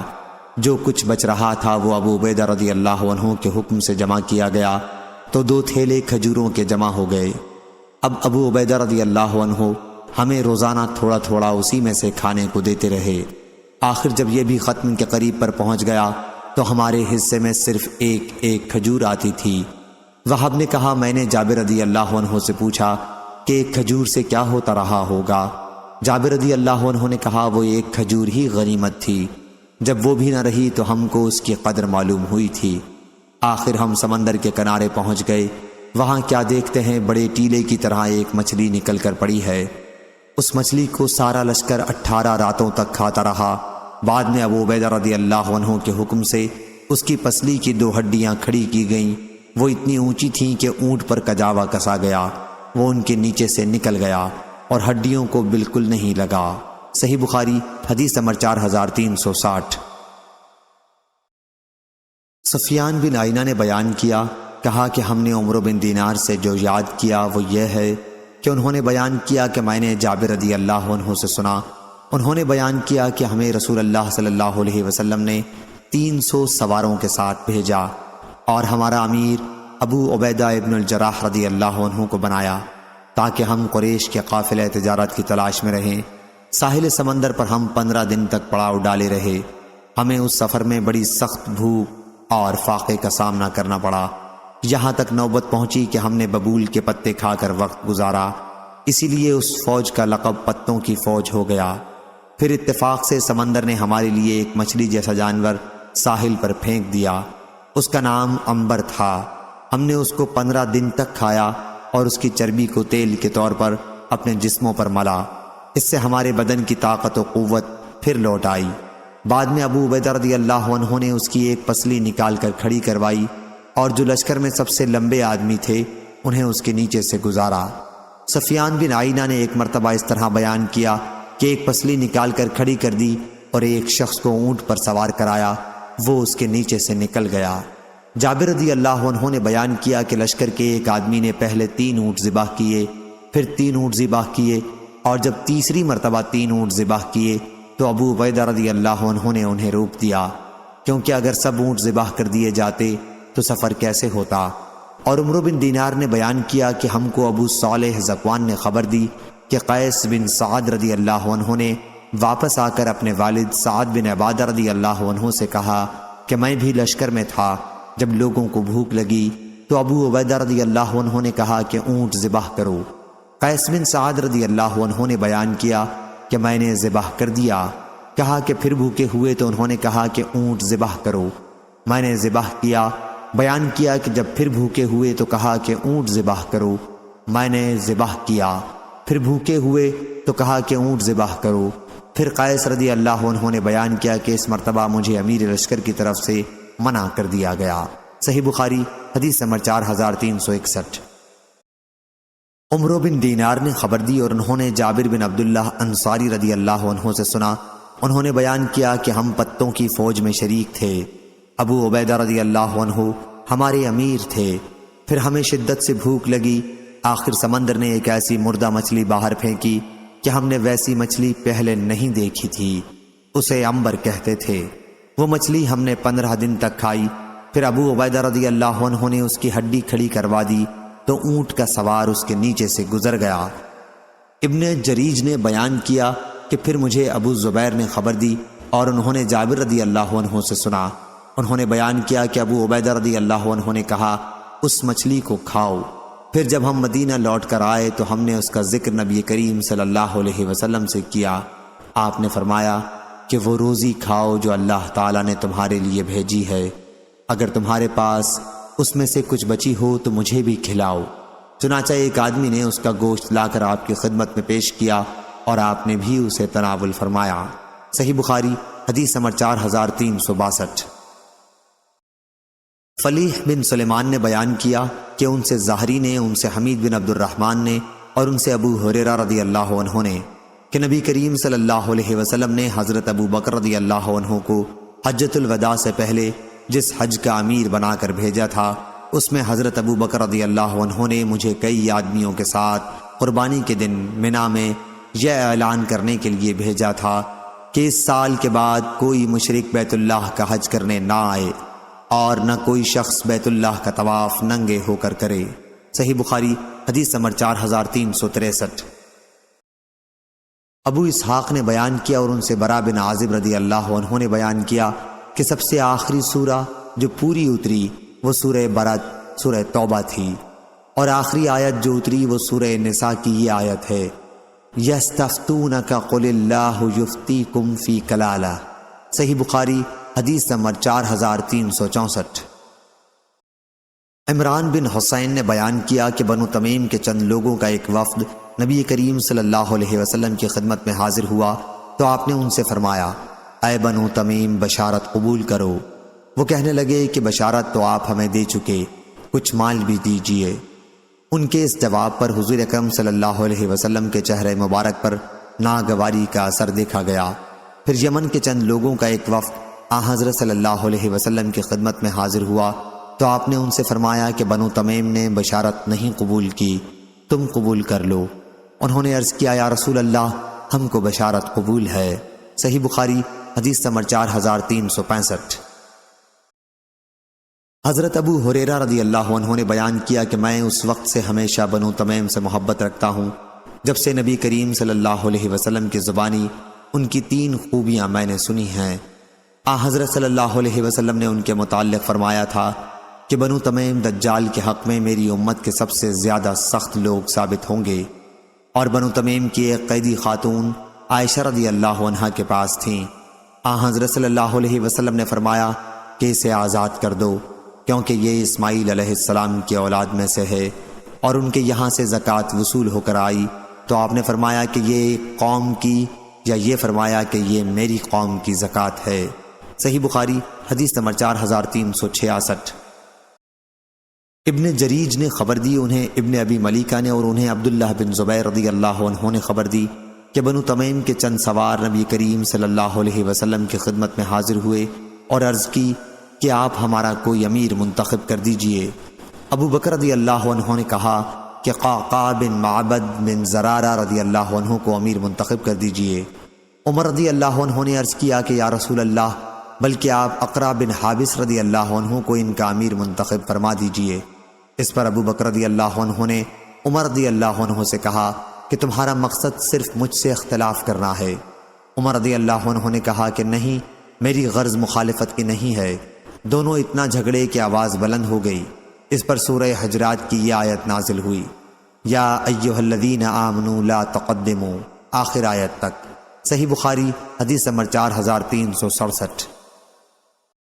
قرہ بن خالد نے بیان کیا ان سے ابو حمزہ نے کہ میں نے ابن عباس رضی اللہ عنہ سے پوچھا کہ میرے پاس ایک گھڑا ہے جس میں میرے لیے نیند یعنی کھجور کا شربت بنایا جاتا ہے، میں وہ میٹھے رہنے تک پیا کرتا ہوں، بعض وقت بہت پی لیتا ہوں اور لوگوں کے پاس دیر تک بیٹھا رہتا ہوں تو ڈرتا ہوں کہ کہیں فضیحت نہ ہو، لوگ کہنے لگیں کہ یہ نشہ باز ہے۔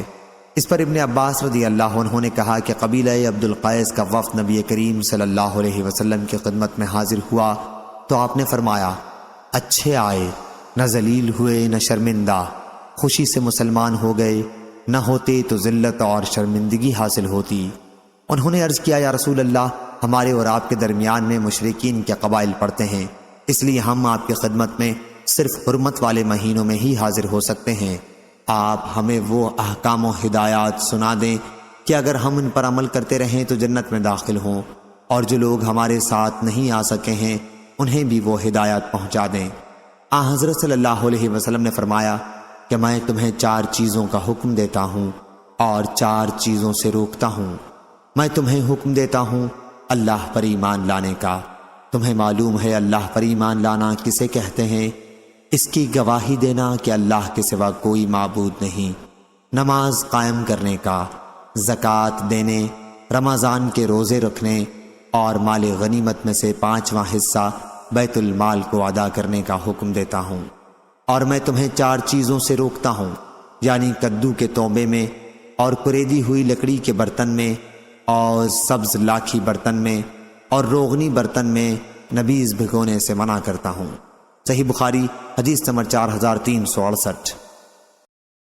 ابو جمرہ نے بیان کیا، کہا کہ میں نے ابن عباس رضی اللہ عنہ سے سنا کہ وہ بیان کرتے تھے کہ جب قبیلہ عبد القیس کا وفد حضور اکرم صلی اللہ علیہ وسلم کی خدمت میں حاضر ہوا تو انہوں نے عرض کیا، یا رسول اللہ، ہم قبیلہ ربیہ کی ایک شاخ ہیں اور ہمارے اور آپ کے درمیان کفار مضر کے قبائل پڑتے ہیں۔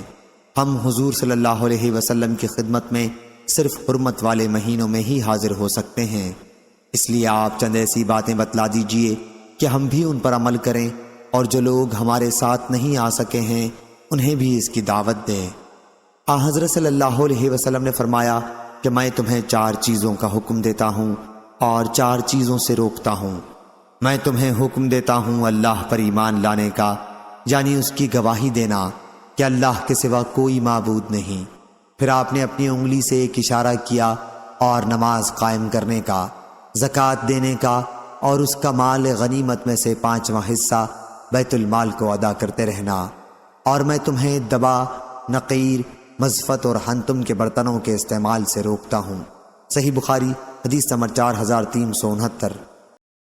قریب ابن عباس کے غلام نے بیان کیا کہ ابن عباس، عبد الرحمن بن اظہر اور مسعود بن مخرمہ نے انہیں عائشہ رضی اللہ عنہا کی خدمت میں بھیجا اور کہا کہ ام المومنین سے ہمارا سب کا سلام کہنا، اور عصر کے بعد 2 رکعتوں کے متعلق ان سے پوچھنا، اور یہ کہ ہمیں معلوم ہوا ہے کہ آپ انہیں پڑھتی ہیں، اور ہمیں یہ بھی معلوم ہوا ہے کہ رسول اللہ صلی اللہ علیہ وسلم نے انہیں پڑھنے سے روکا تھا۔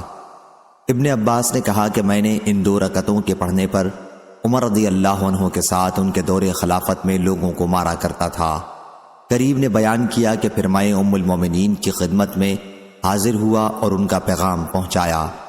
عائشہ رضی اللہ عنہا نے فرمایا کہ اس کے متعلق ام سلمہ سے پوچھو۔ میں نے ان حضرات کو آ کر اس کی اطلاع دی تو انہوں نے مجھ کو ام سلمہ کی خدمت میں بھیجا، وہ باتیں پوچھنے کے لیے جو عائشہ سے انہوں نے پوچھوائی تھیں۔ ام سلمہ نے فرمایا کہ میں نے خود بھی رسول اللہ صلی اللہ علیہ وسلم سے سنا ہے کہ آپ عصر کے بعد 2 رکعتوں سے منع کرتے تھے، لیکن ایک مرتبہ آپ نے عصر کی نماز پڑھی، پھر میرے یہاں تشریف لائے۔ میرے پاس اس وقت قبیلہ بنو حرام کی کچھ عورتیں بیٹھی ہوئی تھیں اور آپ نے 2 رکعت نماز پڑھی۔ یہ دیکھ کر میں نے خادمہ کو آپ کی خدمت میں بھیجا اور اسے ہدایت کر دی کہ حضور صلی اللہ علیہ وسلم کے پہلو میں کھڑی ہو جانا اور عرض کرنا کہ ام سلمہ نے پوچھا ہے یا رسول اللہ، میں نے تو آپ سے ہی سنا تھا، اور آپ نے عصر کے بعد ان 2 رکعتوں کے پڑھنے سے منع کیا تھا، لیکن آج میں خود آپ کو 2 رکعت پڑھتے دیکھ رہی ہوں۔ اگر حضرت صلی اللہ علیہ وسلم ہاتھ سے اشارہ کریں تو پھر پیچھے ہٹ جانا۔ خادمہ نے میری ہدایت کے مطابق کیا اور حضور صلی اللہ علیہ وسلم نے ہاتھ سے اشارہ کیا تو وہ پیچھے ہٹ گئی۔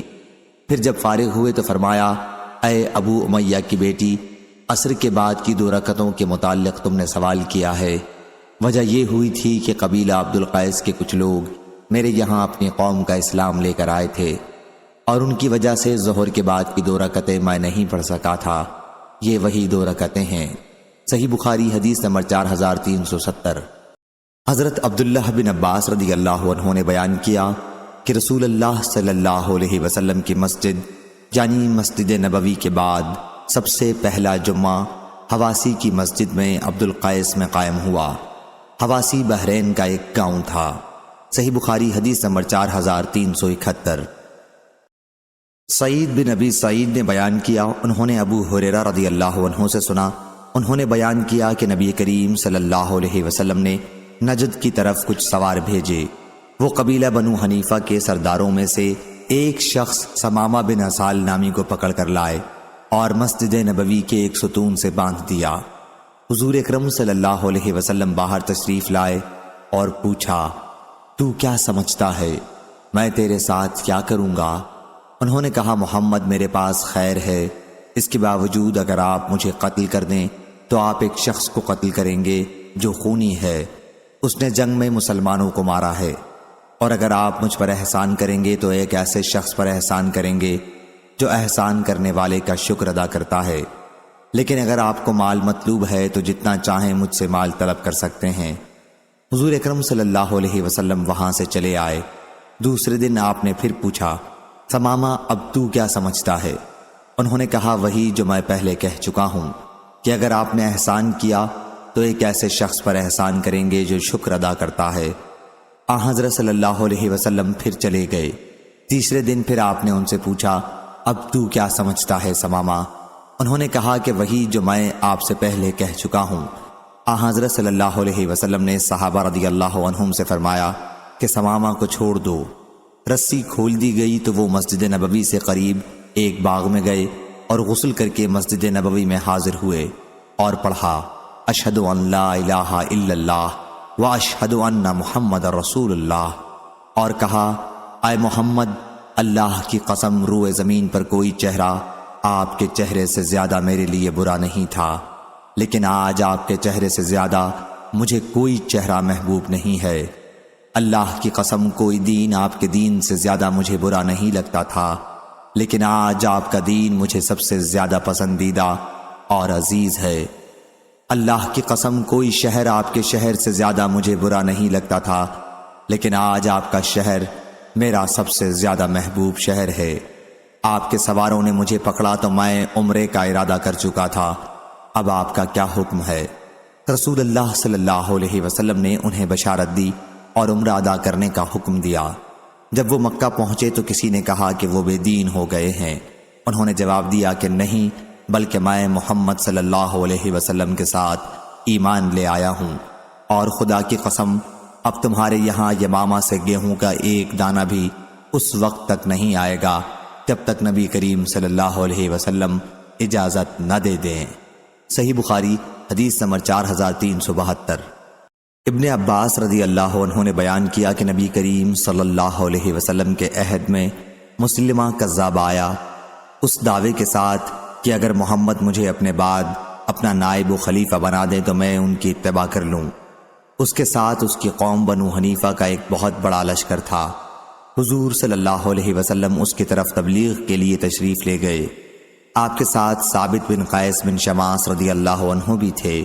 آپ کے ہاتھ میں کھجور کی ایک ٹہنی تھی۔ جہاں مسلمہ اپنی فوج کے ساتھ پڑاؤ کیے ہوئے تھا، آپ وہیں جا کر ٹھہر گئے اور آپ نے اس سے فرمایا، اگر تو مجھ سے یہ ٹہنی مانگے گا تو میں تجھے یہ بھی نہیں دوں گا، اور تو اللہ کے اس فیصلے سے آگے نہیں بڑھ سکتا جو تیرے بارے میں پہلے ہی ہو چکا ہے۔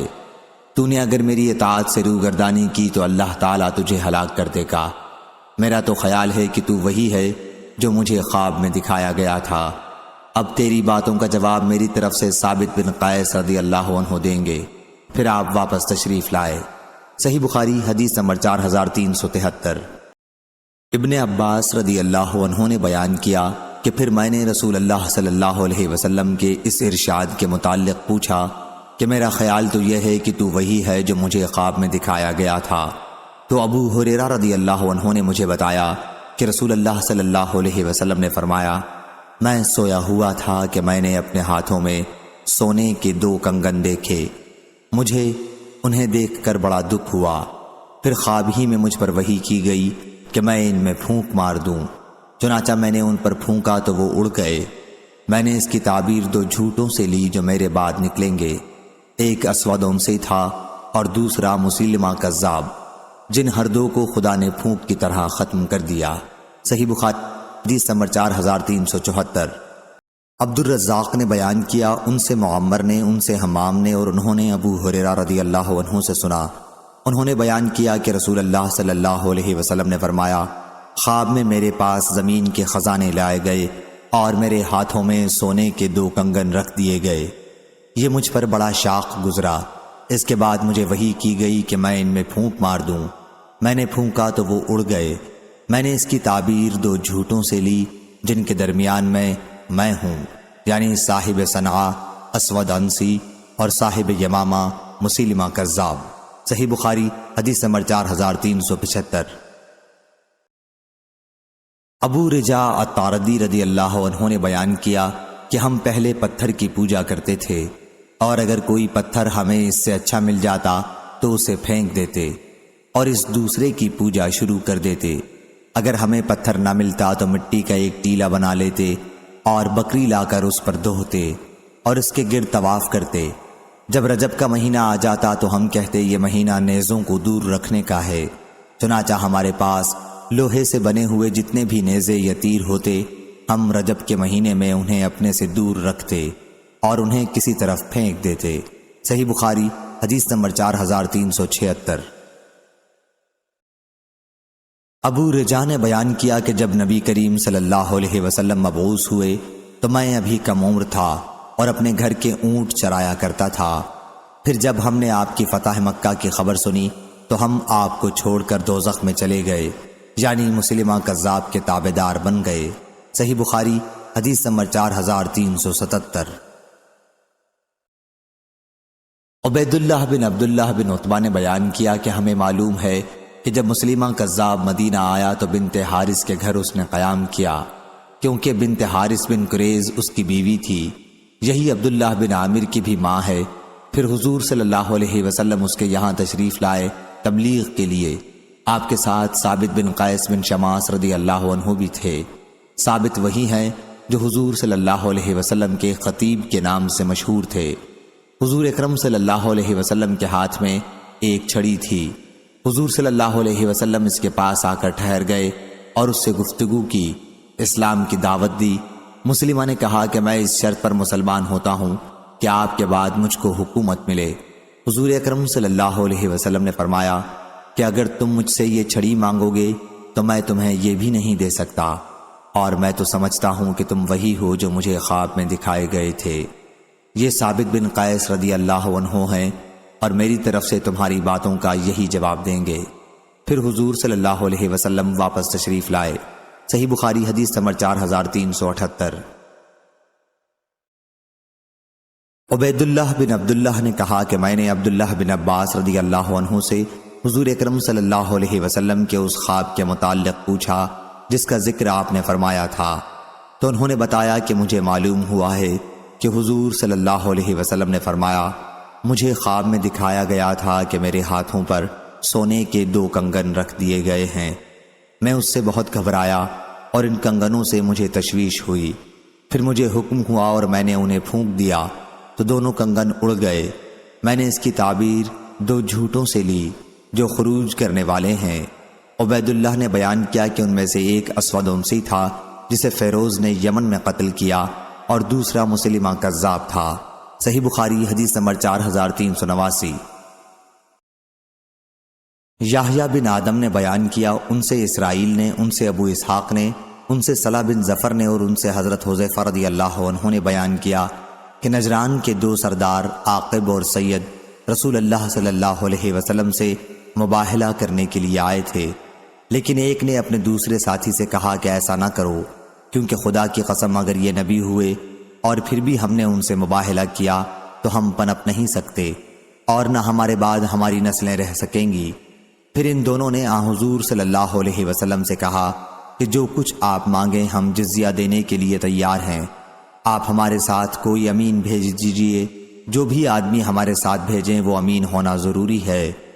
حضرت صلی اللہ علیہ وسلم نے فرمایا کہ میں تمہارے ساتھ ایک ایسا آدمی بھیجوں گا جو امانت دار ہو، بلکہ پورا امانت دار ہوگا۔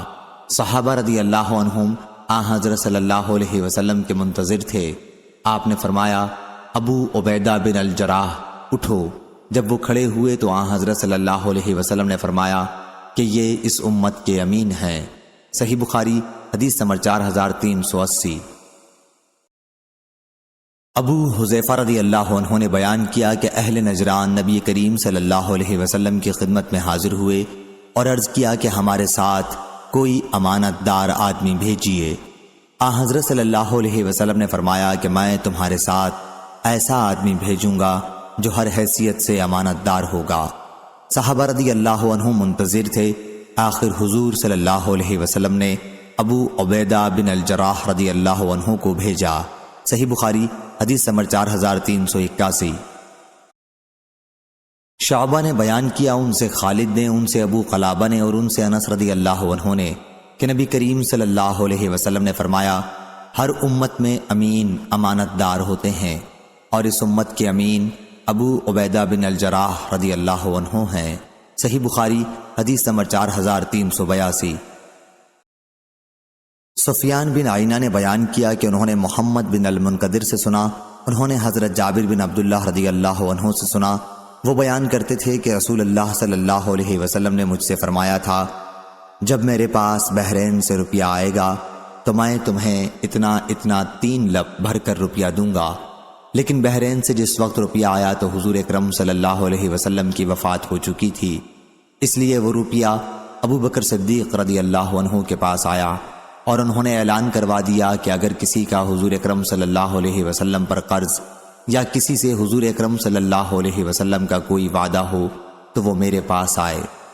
جابر رضی اللہ عنہ نے بیان کیا کہ میں ان کے پاس گیا اور انہیں بتایا کہ حضور اکرم صلی اللہ علیہ وسلم نے مجھ سے فرمایا تھا کہ اگر بحرین سے میرے پاس روپیہ آیا تو میں تمہیں اتنا 3 لب بھر کر دوں گا۔ جابر نے بیان کیا کہ پھر میں نے ان سے ملاقات کی اور ان سے اس کے متعلق کہا، لیکن انہوں نے اس مرتبہ مجھے نہیں دیا۔ میں پھر ان کے یہاں گیا، اس مرتبہ بھی انہوں نے مجھے نہیں دیا۔ میں پھر ان کے یہاں گیا، اس مرتبہ بھی انہوں نے نہیں دیا۔ میں تیسری مرتبہ گیا، اس مرتبہ بھی انہوں نے نہیں دیا۔ اس لیے میں نے ان سے کہا کہ میں آپ کے یہاں 1 مرتبہ آیا، آپ نے نہیں دیا، پھر آیا اور آپ نے نہیں دیا، پھر تیسری مرتبہ آیا ہوں اور آپ اس مرتبہ بھی نہیں دے رہے ہیں۔ اگر آپ کو مجھے دینا ہے تو دے دیجئے، ورنہ صاف کہہ دیجئے کہ میرا دل دینے کو نہیں چاہتا، میں بخیل ہوں۔ اس پر ابو بکر رضی اللہ عنہ نے فرمایا کہ تم نے کہا ہے کہ میرے معاملے میں بخل کر لو، بھلا بخل سے بڑھ کر اور کیا عیب ہو سکتا ہے؟ 3 مرتبہ انہوں نے یہ جملہ دہرایا اور کہا، میں نے تمہیں جب بھی ٹالا تو میرا ارادہ یہی تھا کہ بہرحال تمہیں دینا ہے۔ اور اسی سند سے عمرو بن دینار سے روایت ہے، ان سے محمد بن علی باقر نے بیان کیا، انہوں نے کہا کہ میں نے جابر بن عبداللہ رضی اللہ عنہ سے سنا، انہوں نے بیان کیا کہ میں حاضر ہوا تو ابو بکر رضی اللہ عنہ نے مجھے 1 لب بھر کر روپیہ دیا اور کہا کہ اسے گن لو۔ میں نے گنا تو 500 تھا، فرمایا کہ 2 مرتبہ اتنا ہی اور لے لو۔ صحیح بخاری حدیث نمبر 4383۔ یحییٰ بن آدم نے بیان کیا، کہا ہم سے یحییٰ بن زکریا بن ابی زائدہ نے بیان کیا، ان سے ان کے والد نے، اور ان سے ابو اسحاق عمرو بن عبداللہ نے، ان سے اسود بن یزید نے، اور ان سے ابو موسیٰ اشعری رضی اللہ عنہ نے، کہ میں اور میرے بھائی ابو رحم یا ابو بردہ یمن سے آئے تو ہم ابتدا میں بہت دنوں تک یہ سمجھتے رہے کہ ابن مسعود رضی اللہ عنہ اور ان کی والدہ ام عبداللہ رضی اللہ عنہا دونوں حضرت صلی اللہ علیہ وسلم کے اہل بیت میں سے ہیں، کیونکہ یہ حضرت صلی اللہ علیہ وسلم کے گھر میں رات دن بہت آیا جایا کرتے تھے اور ہر وقت حضور صلی اللہ علیہ وسلم کے ساتھ رہا کرتے تھے۔ صحیح بخاری حدیث نمبر 4384۔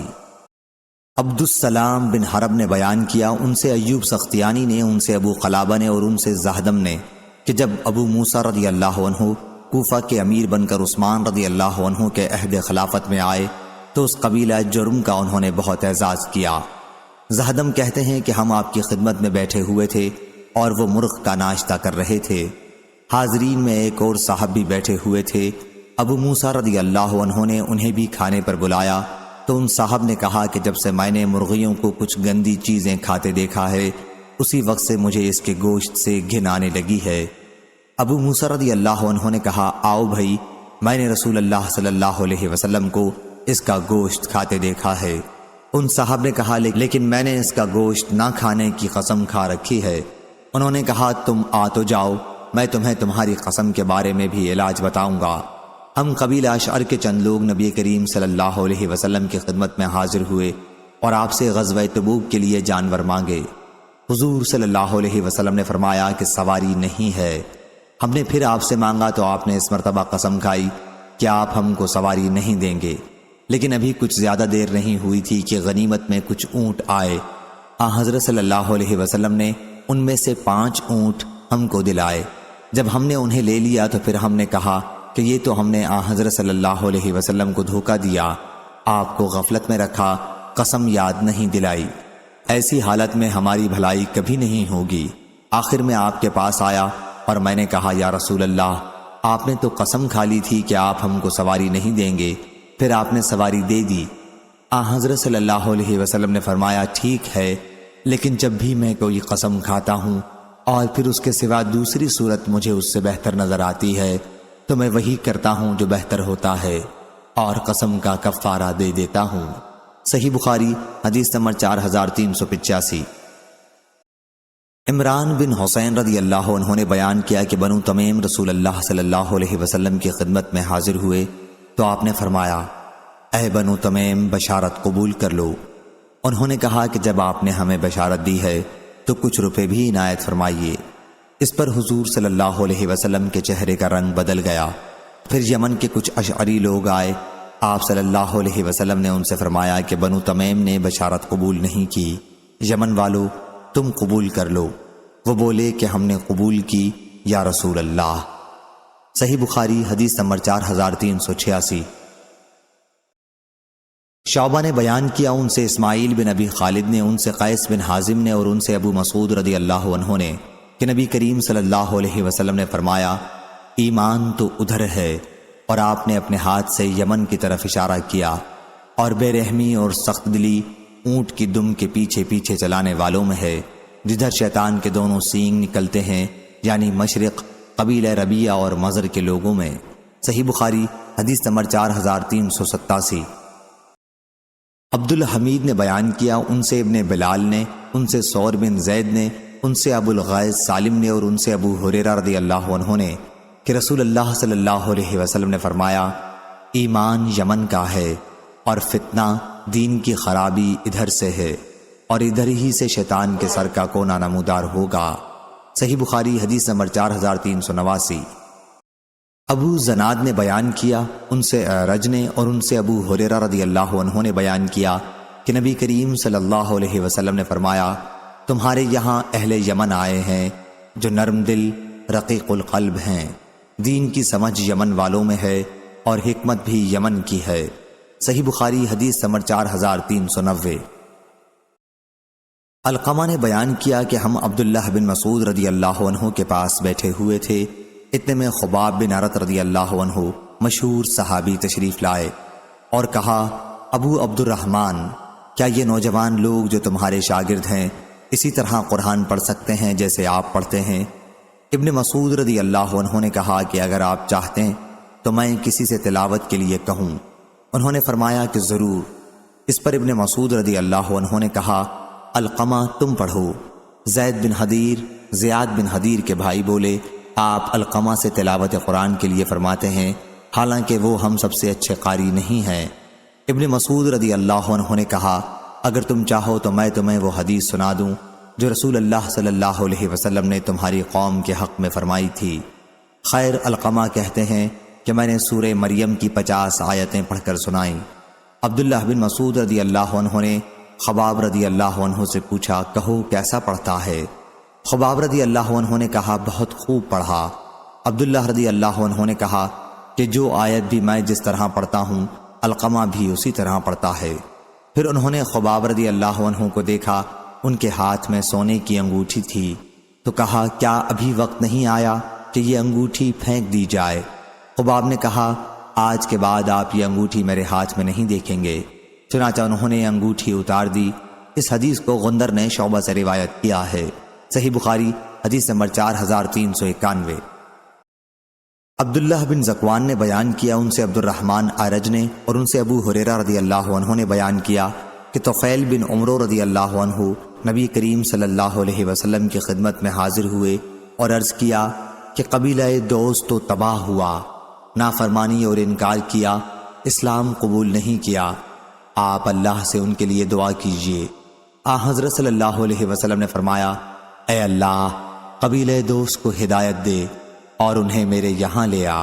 صحیح بخاری حدیث نمبر 4392۔ ابو ہریرہ رضی اللہ عنہ نے بیان کیا کہ جب میں اپنے وطن سے نبی کریم صلی اللہ علیہ وسلم کی خدمت میں حاضر ہونے کے لیے چلا تو راستے میں نے یہ شعر پڑھا۔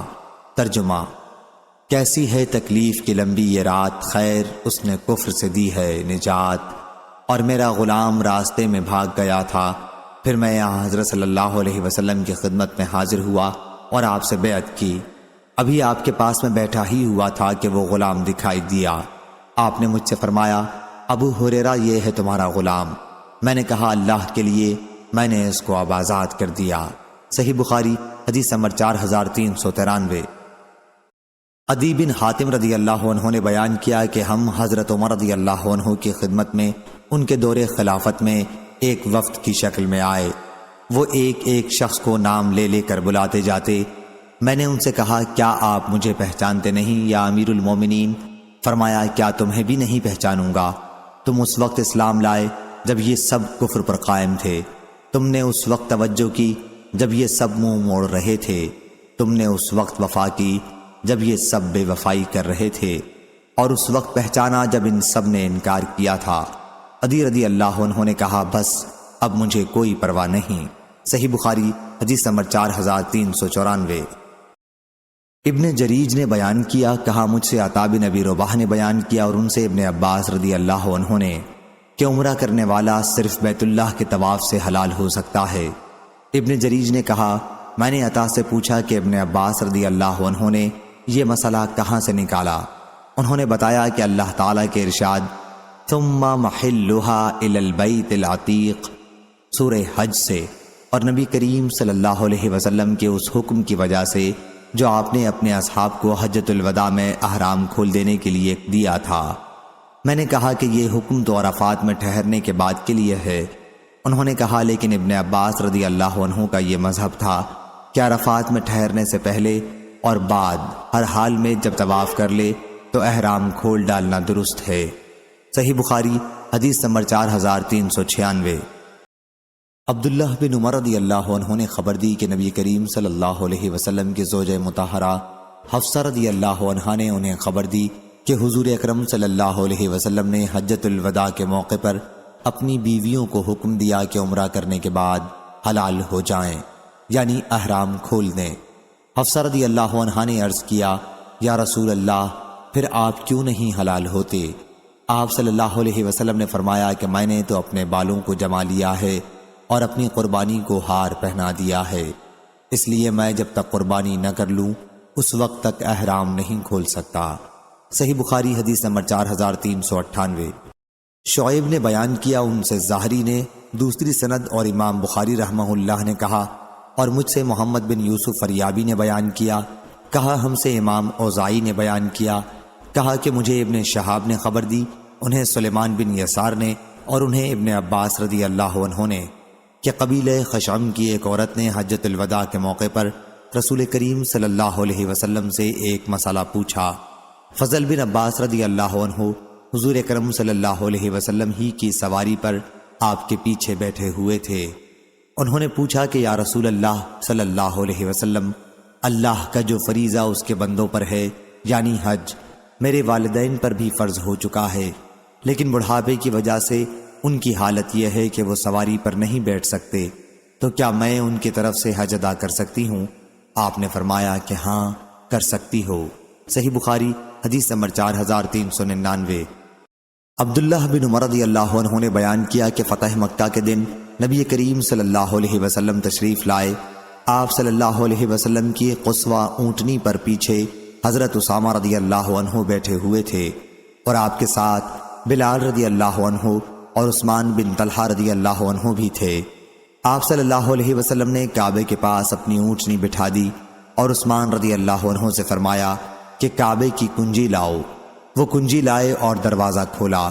حضور اندر داخل ہوئے تو آپ صلی اللہ علیہ وسلم کے ساتھ اسامہ، بلال اور عثمان رضی اللہ عنہ بھی اندر گئے، پھر دروازہ اندر سے بند کر لیا اور دیر تک اندر نماز اور دعاؤں میں مشغول رہے۔ جب آپ صلی اللہ علیہ وسلم باہر تشریف لائے تو لوگ اندر جانے کے لیے ایک دوسرے سے آگے بڑھنے لگے اور میں سب سے آگے بڑھ گیا۔ میں نے دیکھا کہ بلال رضی اللہ عنہ دروازے کے پیچھے کھڑے ہوئے ہیں۔ میں نے ان سے پوچھا کہ نبی کریم صلی اللہ علیہ وسلم نے نماز کہاں پڑھی تھی؟ انہوں نے بتایا کہ خانہ کعبہ میں 6 ستون تھے 2 قطاروں میں، اور حضور صلی اللہ علیہ وسلم نے آگے کی قطار کے 2 ستونوں کے درمیان نماز پڑھی تھی۔ کعبے کا دروازہ آپ صلی اللہ علیہ وسلم کی پیٹھ کی طرف تھا اور چہرہ مبارک اس طرف تھا جدھر دروازے سے اندر جاتے ہوئے چہرہ کرنا پڑتا ہے۔ آپ کے اور دیوار کے درمیان 3 ہاتھ کا فاصلہ تھا۔ ابن عمر رضی اللہ عنہ نے بیان کیا کہ یہ پوچھنا میں بھول گیا کہ حضرت صلی اللہ علیہ وسلم نے کتنی رکعت نماز پڑھی تھی۔ جس جگہ آپ نے نماز پڑھی تھی وہاں سرخ سنگ مرمر بچھا ہوا تھا۔ صحیح بخاری حدیث نمبر 4400۔